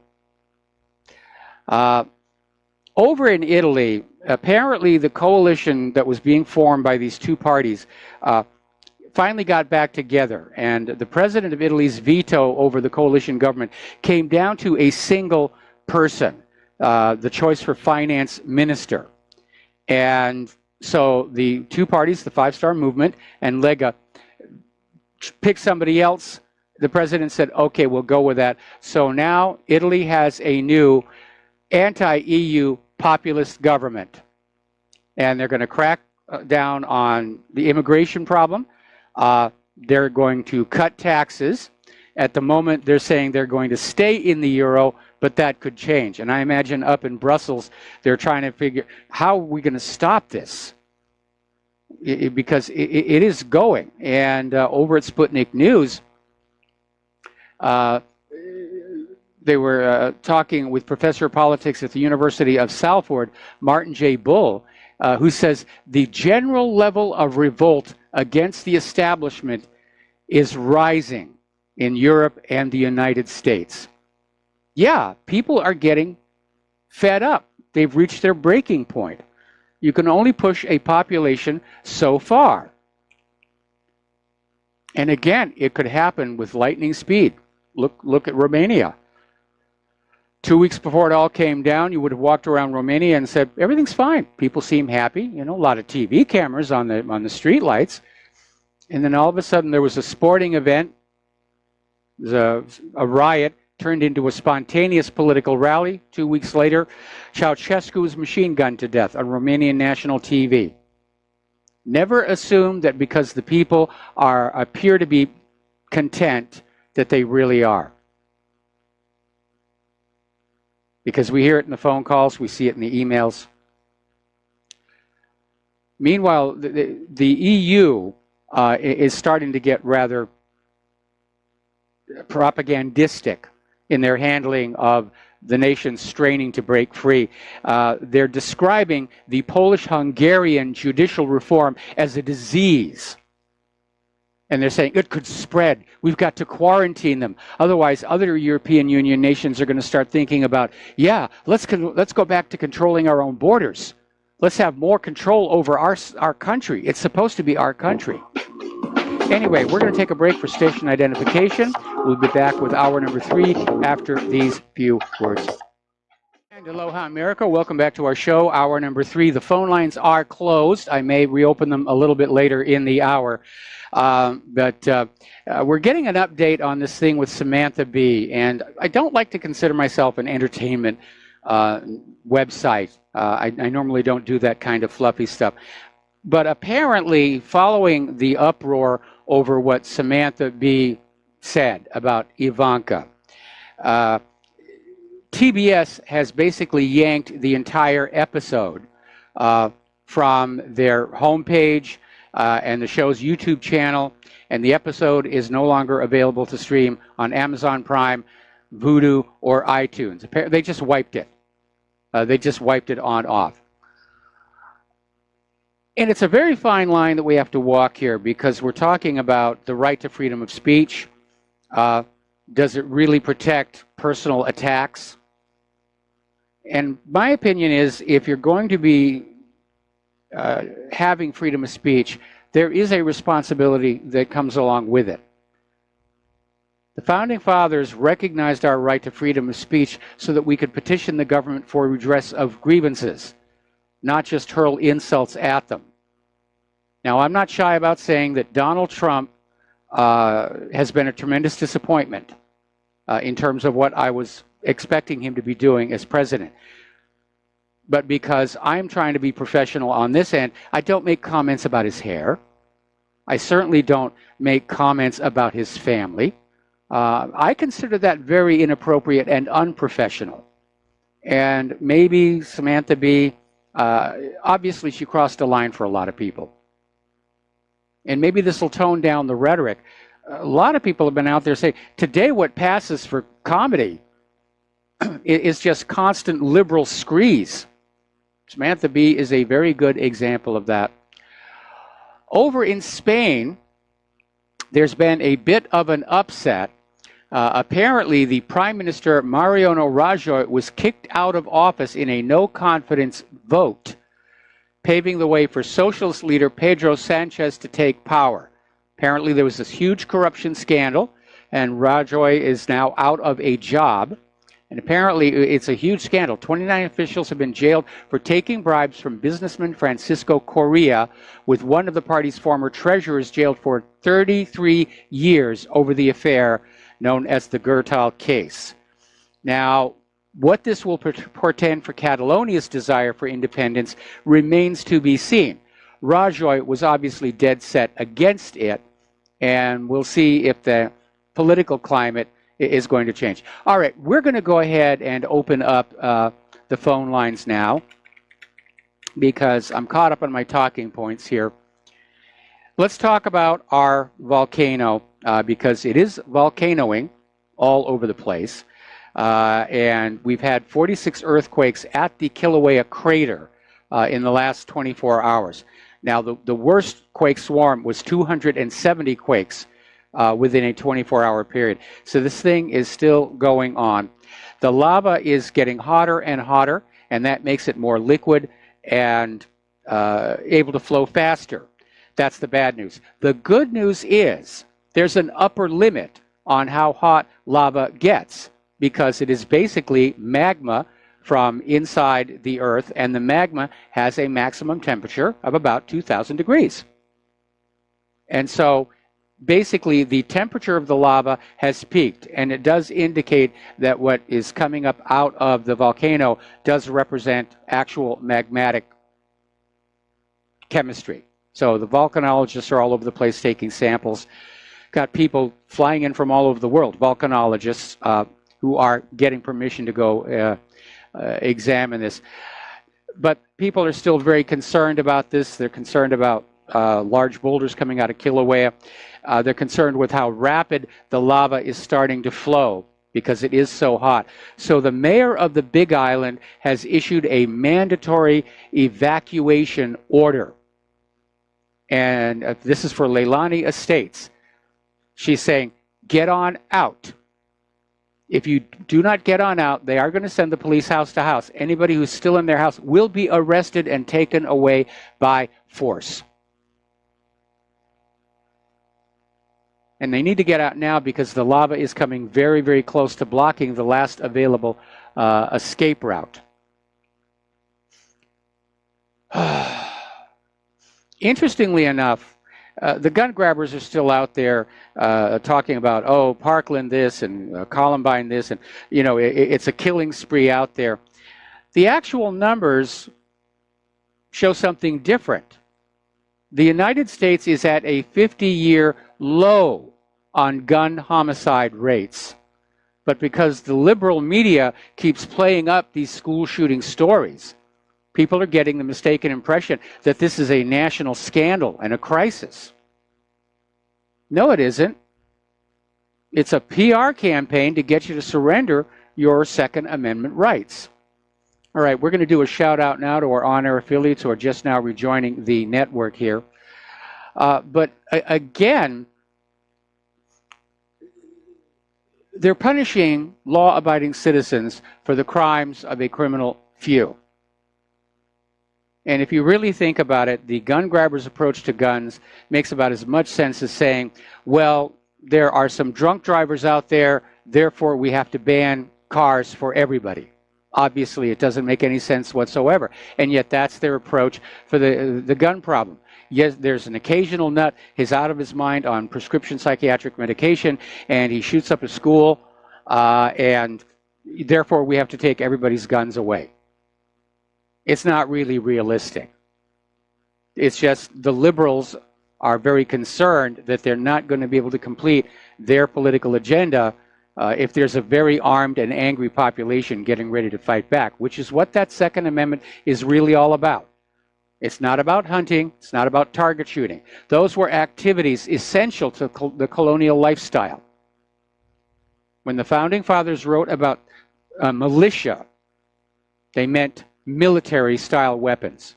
And the Supreme Court has actually upheld that the American people are granted, or rather, the Second Amendment recognizes the right for the American people to carry the same weapons as the uniformed services do in order to deter tyrannical government. All right, let's take a phone call. Mateus in Canada, aloha. Welcome to the show. What's on your mind?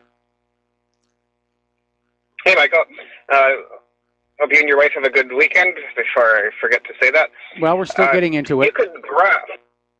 Yep, still getting into it. I just finished work for the week, so that's my weekend started just now. Hey, you could graph two charts overlapping each other, and you'd see this obvious correlation between degree that the citizens are armed and the degree that they're overtly, like, obviously being abused. And the Palestinians are very, very lightly armed. Yes. And heavily abused. The Canadians are not as well armed as Americans, and we're being screwed around a bit more than you guys. Like, we pay higher taxes and higher gas, and we've got more censorship on speech. You guys are better armed. You've got a bit more freedoms. Switzerland, or Sweden or Switzerland, one of those two, is more armed, and their governments are less abusive. So it's a complete associated graph. Oh yeah, that's been well documented, along with the fact that if you look at the relationship between private ownership of firearms and crime, you will see that the more armed the law-abiding population is, the less crime there is likely to be. That was illustrated in Kennesaw, Georgia, which I think about 8-9 years ago passed a city ordinance requiring every single home to have a firearm in good working order, and crime dropped by 88%. And you contrast that with places like Chicago, which are held up as the model for gun control, and the murder rates are just right through the roof. Yeah, that's a good teaching example of that, when that law was passed.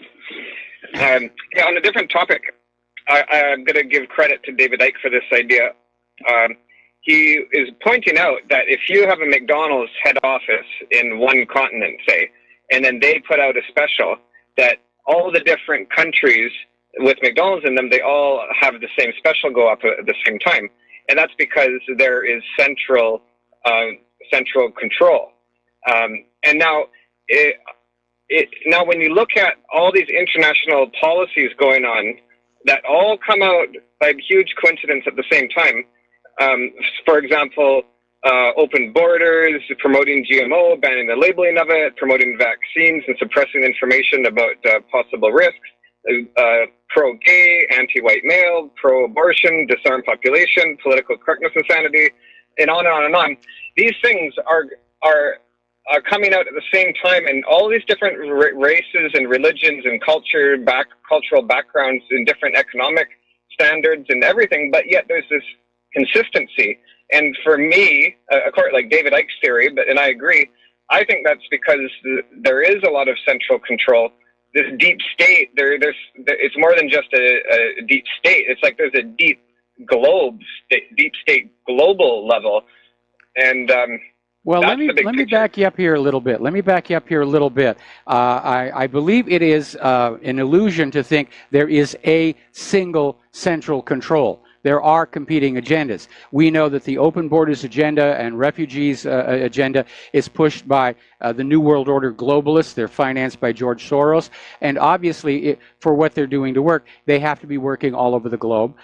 In terms of GMOs, that's Monsanto, also a global corporation that is working to protect its profitability by shutting down criticism of their products. Same thing with pharmaceuticals. If you're looking for a global system of control, you hit it right on the head with McDonald's.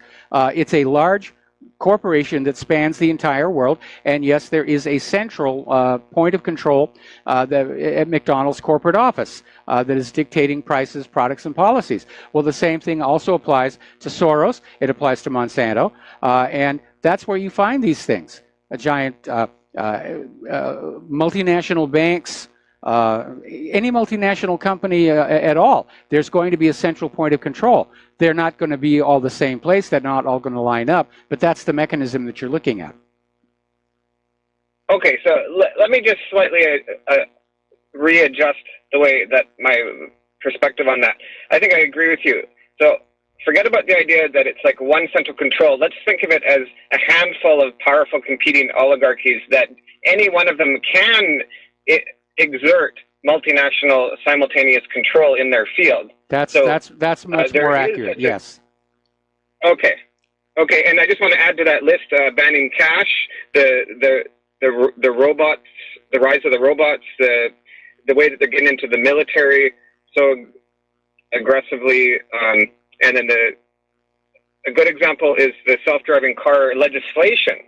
See, you're not allowed to just not have a human drive a car because all of these different countries have laws that say that there has to be an alert, non-drunk, a responsible driver that's of age, et cetera, et cetera. So the laws had to be changed in all these countries to allow these self-driving cars. And that's a process. It takes time, it takes political will, it takes coordination, it takes all the mechanisms behind the scenes, machinations behind the scenes of pulling strings and everything. For that to all occur in all these different European countries and Canada and the States and in all these Australia and at the same time, somebody was pulling the strings to get these self-driving cars going. Well, yeah, because that's the coming thing, and everybody's trying to hop on board. I don't know that the self-driving car industry is cohesive enough to have a central point of control, but there are multiple companies that are competing for that business, and and it may be that the problems that Tesla has been having are actually corporate sabotage. By a rival company. Corporate espionage makes national espionage look very, very tame. There's much more corporate espionage going on than spying by governments on each other. And that's something most people don't really understand. Well, let's give it a chance that there could be one level up on the self-driving car agenda, one level above the actual industry itself. The political globalist political level that wants the populations of the world to lose their independence for travel, to lose their ability to go on strike and shut down the roads of the trucker strike, lose the ability to just have self-determination with their physical location. Wouldn't these control freak New World Order dreamers love it if they could just push a button and stop all of the traffic, that would cause a tremendous amount of disruption, and then people would start selling their self-driving cars. But actually, the globalists want cars to go away completely. They want us all on public transportation. That was in Agenda 21, which is now Agenda 30. It's why we've got this literal train wreck of a light rail system down here at the bottom of the hill. We have here a classic case of two competing agendas. Because the globalists want us on mass transit, the people developing the self-driving cars, they want money, and they think that people are going to look at self-driving cars as cool and hip and trendy. The problem is the technology, like so much else in our society, has been rushed to market without really being made sure it's going to work, and that's why we've had these accidents with so many of these cars here. Okay, last thing with self-driving cars is that the self-driving cars is just the transition to federal pod infrastructure mass transportation. They're going to let us own our own self-driving pod. Yeah. But then it's going to be no, your pod has to be on a chain. And then it's going to be you can't own your own pod. They're just all showing up at your door when you need them, kind of thing. So this is to trick us into giving up. That's already happening. We were talking about that the other day. The days of buying a car and owning it outright are rapidly going away. And we all, of course, know about leasing. Leasing is very, very popular. But the newest thing is called subscription. And apparently, it's really taking off among people who can afford this, where they're paying a subscription payment, about $2,000 a month, to a local car dealership, and they're allowed to basically just go and get any particular car they feel like driving that day. Up to 18 times a year, they can switch the car. And so they're already getting to the situation of you not owning anything at all. You'll spend your life renting or paying subscriptions. There are even places in New York City where you rent clothes now. The idea of ordinary people like you and I actually owning things is being driven out of our society. Well, prisoners and slaves and serfs and plantation workers, they don't own anything. True. Anyways, have a good weekend. I'll let you go with that. Thank you very much. All right. Thanks an awful lot. We're going to switch over to Stephen in Oregon. Aloha, Stephen. Thank you for waiting so patiently. What's on your mind? Yes. Hello, Michael. Aloha. Aloha. I'd like to talk to you about the lovely people who brought us Agent Orange. Yes. You're talking about robotics. You're talking about robotics and cars and Monsanto. I've just come across an article where there are many startups where there are autonomous robots that are pest control that will stop the spraying of Monsanto herbicide.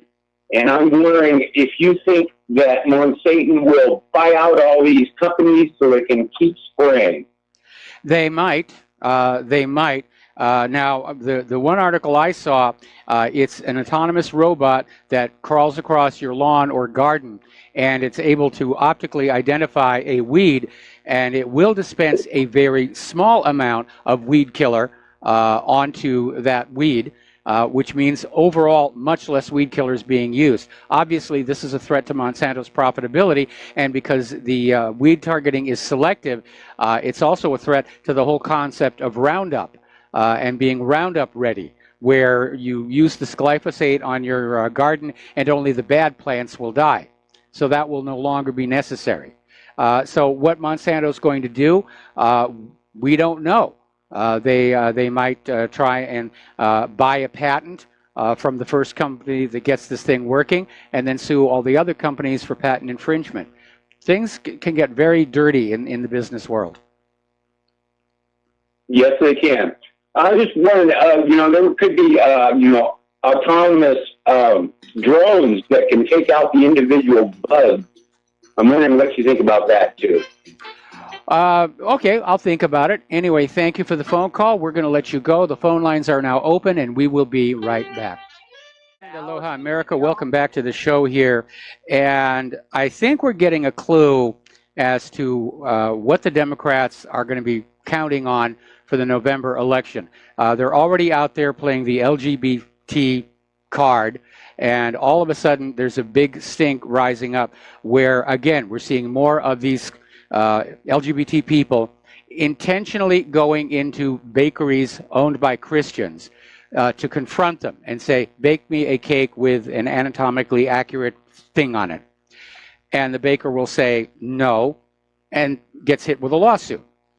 And these people are being cheered on by the same liberals who insist that Facebook and YouTube and Google are not required to carry all traffic equally because, after all, they're just private businesses and they can reserve the right to refuse service to any customer. Well, that should also apply to the bakers. But in the logic of liberals, meaning no logic whatsoever, they're out there pushing it.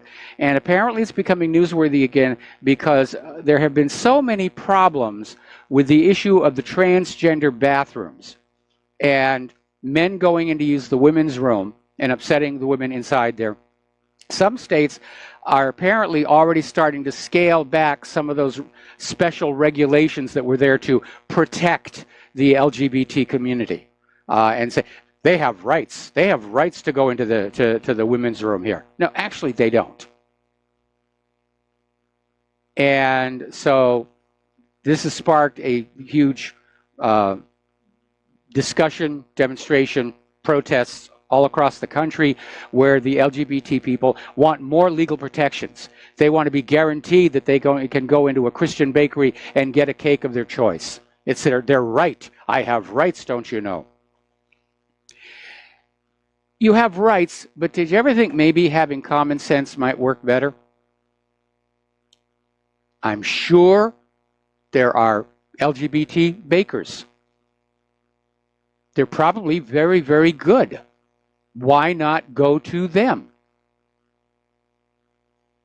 All right, we're going to take a phone call. Steve Elkins. Aloha, Steve. Welcome to the show. What's on your mind?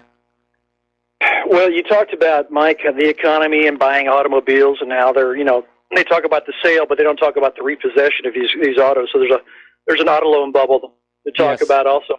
But I wanted to pass on to your listeners a very important fact. This is a deceptive practice by the auto industry, those in sales, and I found it out. I have a resource on it. I'll have to pull it up. I had an article that states that, and it's all legal, like at least it is in the state of Indiana, it was. But whenever you talk business with any of these auto people about buying a car, whether it's a new car or a used car, never, I repeat, never actually do any talking among yourselves in one of their closed rooms, because the room is bugged. They are listening to your conversation. They know how much money you have to work with. They know what you can afford, and they are listening. And it's all legal. Like they say, it's because they're protecting their interest. So if you do any negotiating with you and your wife, whatever, on a car, do not do it on the premises. Do not do it in an office, because they'll give you an office, so we'll give you some privacy. But they're listening in on your conversation. It's bugged. Take your conversation with your wife, your spouse, whoever. Take it outside the building. Walk away. Don't even do one in the car that you're thinking of purchasing, because the auto is also bugged also. So if you want to get a good deal on a car, don't let them know what you can afford. Go off the premise there. Don't do it in their car, and you'll do it much better. It's all legal, like. And unfortunately, this is it's very deceiving, but some reason they can get away with this. So don't do any negotiating alone in their offices or in their vehicle that you're thinking of purchasing. No, this has been a problem with car dealerships going back decades. I remember there was a big expose and stink about it all the way back in the 70s. And it's pretty much nationwide, and they do spy on you. But call it a forerunner of the fact that you're being spied on by not just your car and the car dealership. The supermarkets are spying on you with those little slide cards. There are some supermarkets that will actually bug the aisles where food is to hear what people are saying about the products, so they can decide what products they need to keep on the shelves and what products they can let go. And it's all very legal, and it does represent a huge violation of our privacy. But they're doing it supposedly for marketing purposes only and nothing nefarious. But I think a lot of people would be upset about that. Now, of course, Claire and I got lucky when our Honda got stolen and stripped. We had a personal friend who referred us to a personal friend at a dealership, and we were treated very, very well, and we're very happy with the car, except that there's already a recall on it, and I have to take it to the car place to get something else fixed. But I guess that's modern transportation. Do you have anything else, Steve? No, that's it. I just want to pass that on. This is summer's coming up. People may be thinking about buying a new car. I just don't want them to get gypped. Do your business off the premises and never in their own their rooms. You absolutely got it. All right. Well, Steve, thank you for the phone call. We're going to take another break for commercials. The phone lines are open, 800-313-9443, and we will be right back. And aloha, America. Welcome back to our show here. Over in Denver, Colorado, this last Memorial Day weekend, this family wanted to teach their children about entrepreneurial activity and charity. And so over the Memorial Day weekend, they set up a lemonade stand on the front lawn. And the kids were selling lemonade, and they had picked a charity they were going to donate most of the money to. And that's when the cops showed up and literally threatened to arrest these kids for selling lemonade without a permit. I mean, that is that really is ridiculous. Now, when I grew up, lemonade stands were very common in the summer. I ran one myself in front of my Aunt Mary's place. You didn't need a permit. You needed water, lemons, sugar, and ice cubes and cups. That was it. And now we have a government structure that is so overreaching that everything you do requires a permit of some kind. And that's not freedom, because those permits cost money. Basically, the government wants a piece of the action of the lemonade sales. Over on Twitter, they're launching their war against the Second Amendment. Apparently, there's this Twitter user, Caitlin Bennett, and she has this photo on her account featuring two pistols, and Twitter has taken down the photo and given her a 12-hour ban. Now, she wasn't threatening anybody with the guns. They're just posed with her. But Twitter, once again, is showing its liberal bias. It's part of the problem. I don't even use Twitter anymore. I've completely abandoned it. I'm not going to waste my time here. I'm not the only one. Very interesting and revealing story from the Daily Mail in Great Britain. Teenagers are abandoning Facebook. Apparently, just 51% of 13 to 17-year-olds are still using the networking site. So people go online because they want to express themselves, not get hijacked for the official story. And apparently something else Facebook is starting to toy with is literally inserting state-approved news into your personal feeds.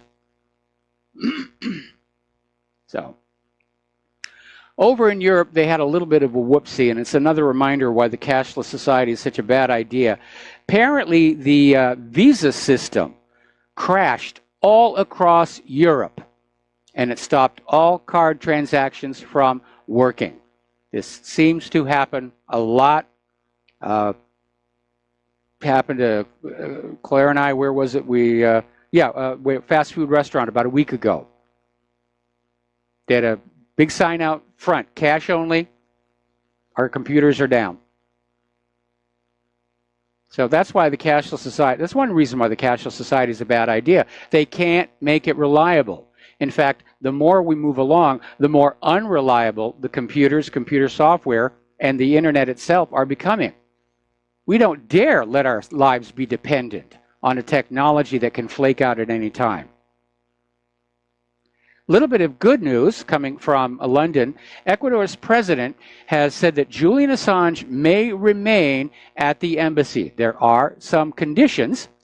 Assange is not allowed to talk politics on Twitter, and if he does, President Lenin Moreno says that the decision may be made to throw Assange out on the streets, at which point he'll be arrested by Britain and extradited to the United States. Over in the European Union, they're trying to come up with yet another way to get that pesky internet and independent media back under control here. And the European Union is coming up on a vote on this bill that will introduce aggressive new online copyright laws and widespread censorship measures, which critics say could strangle new media websites and stifle satire and online meme culture. And so these unelected European Commission bureaucrats have drafted legislation that would force online platforms to monitor and control all uploads with some kind of content recognition technology. Now, this is obviously something that a large-scale corporate organization like Facebook can afford, but a two-person spare bedroom operation like whatreallyhappened.com, we couldn't. Even if we were willing to do it, we couldn't afford it. And basically, they're also talking about a link tax, so that if you're running a blog and website and you link to content, you have to pay to reference that content. It's an attempt to shut down the independent media. Period. End of discussion. Now, obviously, the answer is going to be, if this law does pass, and I imagine if it does, they'll try and do one here as well, is that we start doing all original content. I've written a lot of original articles over the year. I'm not afraid to start doing that again.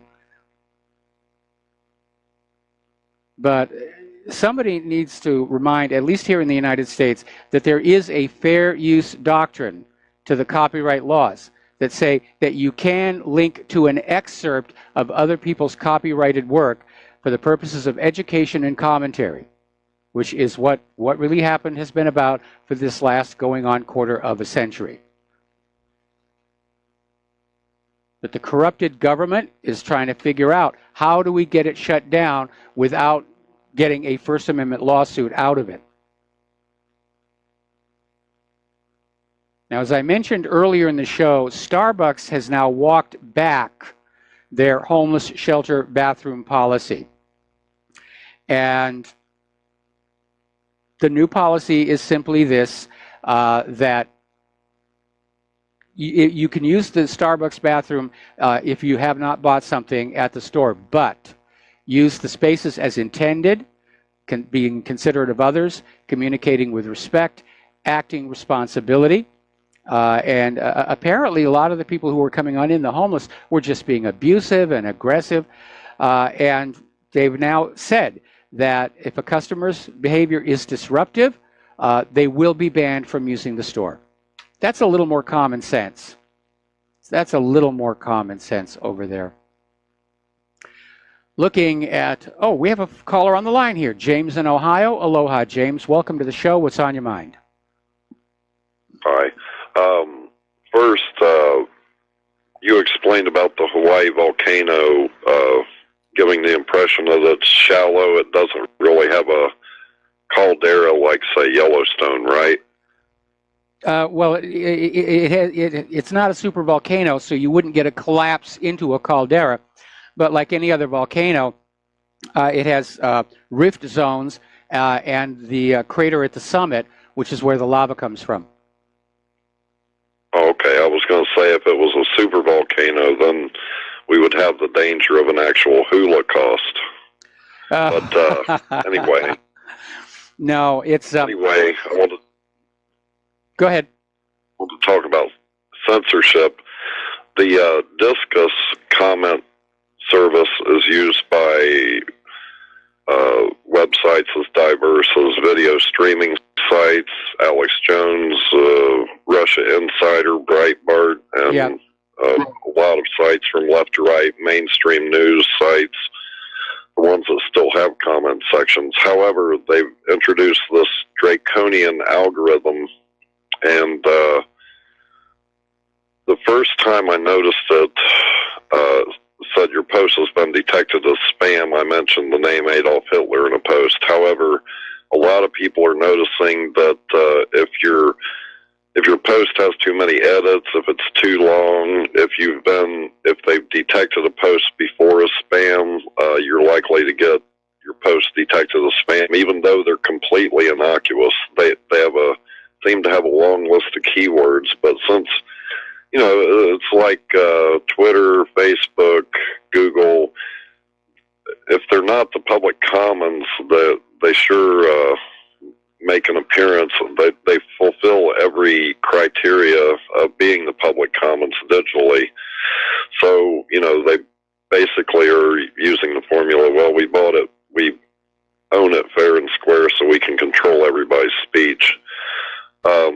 Now, a bit of conspiratology, most people probably haven't heard, but I wanted to mention, Alex Jones mentioned something about Hillary's father being a capo or a captain in the mob. I'm not sure whether she is or not, but I was derping around for a few minutes looking into capos, and there was one called Gregory Scarpo. He maybe killed 100 people. He had a son named Gregory Scarpo Jr. And interestingly enough, in the wiki page, it said that he was in jail for multiple murder in prison, and he offered to give information on where the explosives evidence was located in the Terry Nichols case. and they offered to cut 10 years off of his sentence if he told them where. So he told them. They went and found it, and then they double-crossed him and did not take the 10 years off. But what in the heck does a New York mafia gangster know about a supposed right-wing extremist bombing federal buildings, you know? Yep. Doesn't that sound kind of funny to you? Well, there's obviously a link there somewhere, but, you know, organized crime, they maintain their own intelligence networks as well, because like the government itself, they'll resort to blackmail to get judges to do what they want them to do. And right now, our entire American society is this giant Gordian knot of mutual corruption and blackmail, and it's strung violin string tight. And the first time a string breaks, it's all going to unravel. Well, this was supposed to be a homebrew bomb made by two people, you know. That's what I'm saying. It sounds more like he accidentally came by some information on a larger scheme, probably by government employees or some other entity, and didn't realize that he was giving out information that came from somewhat the same sources as captors. But anyway, that's all I had for you. I hope you're doing well, and keep up the good work, and everybody should donate to keep RBN on the air and what really happened. Yeah, thank you very much. Every little bit helps here. And before you go, you know I have a page devoted to the Oklahoma City bombing. It's in that little gray submenu right at the top of the page. And if you have not read that article, I suggest that you do. Okay. All right. Thank you. All right. Thanks an awful lot for the phone call. We're going to let you go. Right. Okay. Turning to the world of human-caused global warming, and for all of you lovers of the fine life, apparently over in France, they had this freakish, violent hailstorms that wiped out the equivalent of 8 million bottles of grapes and roughly 125 million euros worth of champagne. And the extent of the damage emerged barely a week after hailstones the size of pigeon eggs devastated thousands of acres of prime vineyards in Bordeaux, prompting the French government to promise support for wine growers, some of whom have lost their entire crop. Gosh darn, that human-caused global warming. And of course, if you're a wine aficionado, that Bordeaux region is very important. It produces some of the finest wines in the world. And yeah, it's going to take a while for those vineyards to be brought back. So it is a catastrophe. And I'm sure these vineyard owners do have insurance that covers this kind of thing. But if you are a lover of fine Bordeaux wines, you can expect the prices are going to go way, way up as of right now. Getting into medication, story again out of the Daily Mail. The world may be on the verge of an antibiotic crisis. Now, when antibiotics came along, everybody said, oh, wonder cure. We'll use them here, we'll use them there. They're used on animals and factory farms, so they don't pass illnesses around. But antibiotics are being used so much, there are now shortages setting in. And the supply chain is actually approaching a collapse. And so a lot of people are getting very worried because there's only a very limited number of manufacturers for the key active ingredients in many antibiotics. Now, there's obviously patents on all of this stuff, so it's not like somebody can set up a new factory. Obviously, the existing patent holders could enlarge, but that's going to take a while. Already, one form of penicillin is unavailable in 30 different countries, including the United States, Australia, Germany, and Canada, and it's been unavailable since 2015. So that's not a good thing to be happening. Yet another article has come on out, this is Natural News, talking about the overprescription of psychiatric medication. And this one's focused on the children. And it's saying, basically, there are more than 8 million children on mind-altering psychiatric medication.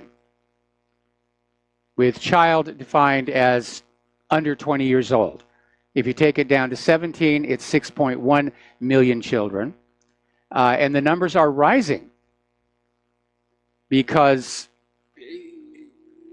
the risk of a 3-year-old being diagnosed with ADHD is now more than 40%. The condition is overdiagnosed, especially when you recall the guy who came up with attention deficit hyperactivity disorder admitted shortly before he died it was a completely made-up illness to sell medication.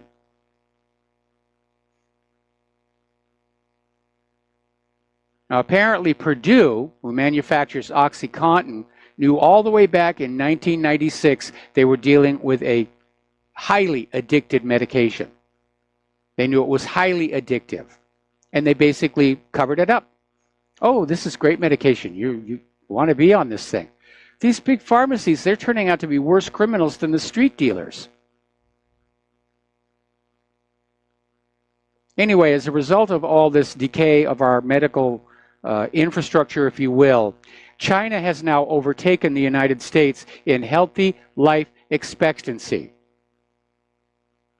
Another indicator we are no longer the greatest nation on earth. So China, they live longer with a healthy life. We're going to take a break for commercials, back with the last segment of our program after these few words. And aloha America, welcome back to our show today here, final segment of our program on this Pauhana Friday. And a little bit of interesting science news coming out of China. As you know, rice is very important to China, and long history. They feel very strongly about it. And apparently there is this scientist, Yuan Longping, who's called the father of hybrid rice. And he's led a team of scientists who developed a rice that can survive in seawater. And they're already test growing it out in Dubai. And the idea is in areas of the world where fresh water is in short supply, that they can basically start turning these deserts into rice paddies. So that is an amazing development, I think worthy of a Nobel Prize. Meanwhile, the Dawn spacecraft, which has been orbiting the dwarf planet Ceres, has been put into a lower orbit. They're getting ready to basically end the mission. And it's starting to send back pictures of this dwarf planet, which we have linked to the front page of whatreallyhappened.com. And as I said before, one of the things that Donald Trump has done that I agree with is he's repurposed NASA away from being a rubber stamp for the global warming movement and actually getting on back to science and technology development. Because if we're going to have any chance of restarting this nation's economy, we're going to have something to manufacture and sell that nobody else has. And you need a civilian technology incubator to do that. The tech boom of the 70s, 80s, and 90s all came out of the Apollo moon missions. That's where all that technology was born to solve the problems involved in going to the moon. So we need to get back on out there. We need to start solving the problems, and then after we solve the problems, we look at the solution and say, is there a marketable product here? And the answer, in most cases, is going to be yes. Now, I'm cheering on those people at SpaceX and at Scaled Composites. They're doing some amazing things. But I think we need a big push. We almost need a Manhattan Project-sized effort to develop new technology for new products. Things like photonics, new materials, ways of maybe getting away from using so much metal, new ways of cleaning up toxic waste. It's becoming a major problem. Apparently there was a big stink where state government was resurfacing roads with oil and tar that turned out to be contaminated with radium. Come up with a way to clean up Hanford. Come up with a way to finally clean up Fukushima. Not just paper it over, not just cover it over like they did in the Gulf oil disaster. The technology is out there if we reach for it. But as long as we take all of the wealth of the nation and use it to kill people in other countries, this country has no future. Something for you to think about over the holiday, or over the weekend, not a holiday. But stay tuned for John Stadmiller. I'm sure he's got a lot of interesting things to share with you. Please take what you learn here at the radio show at whatreallyhappened.com. Share them with everybody you know by direct email and conversation. Don't even waste your time on social media anymore. Please donate to RBN. Please donate to whatreallyhappened.com. We'll be back on Monday. Aloha, America.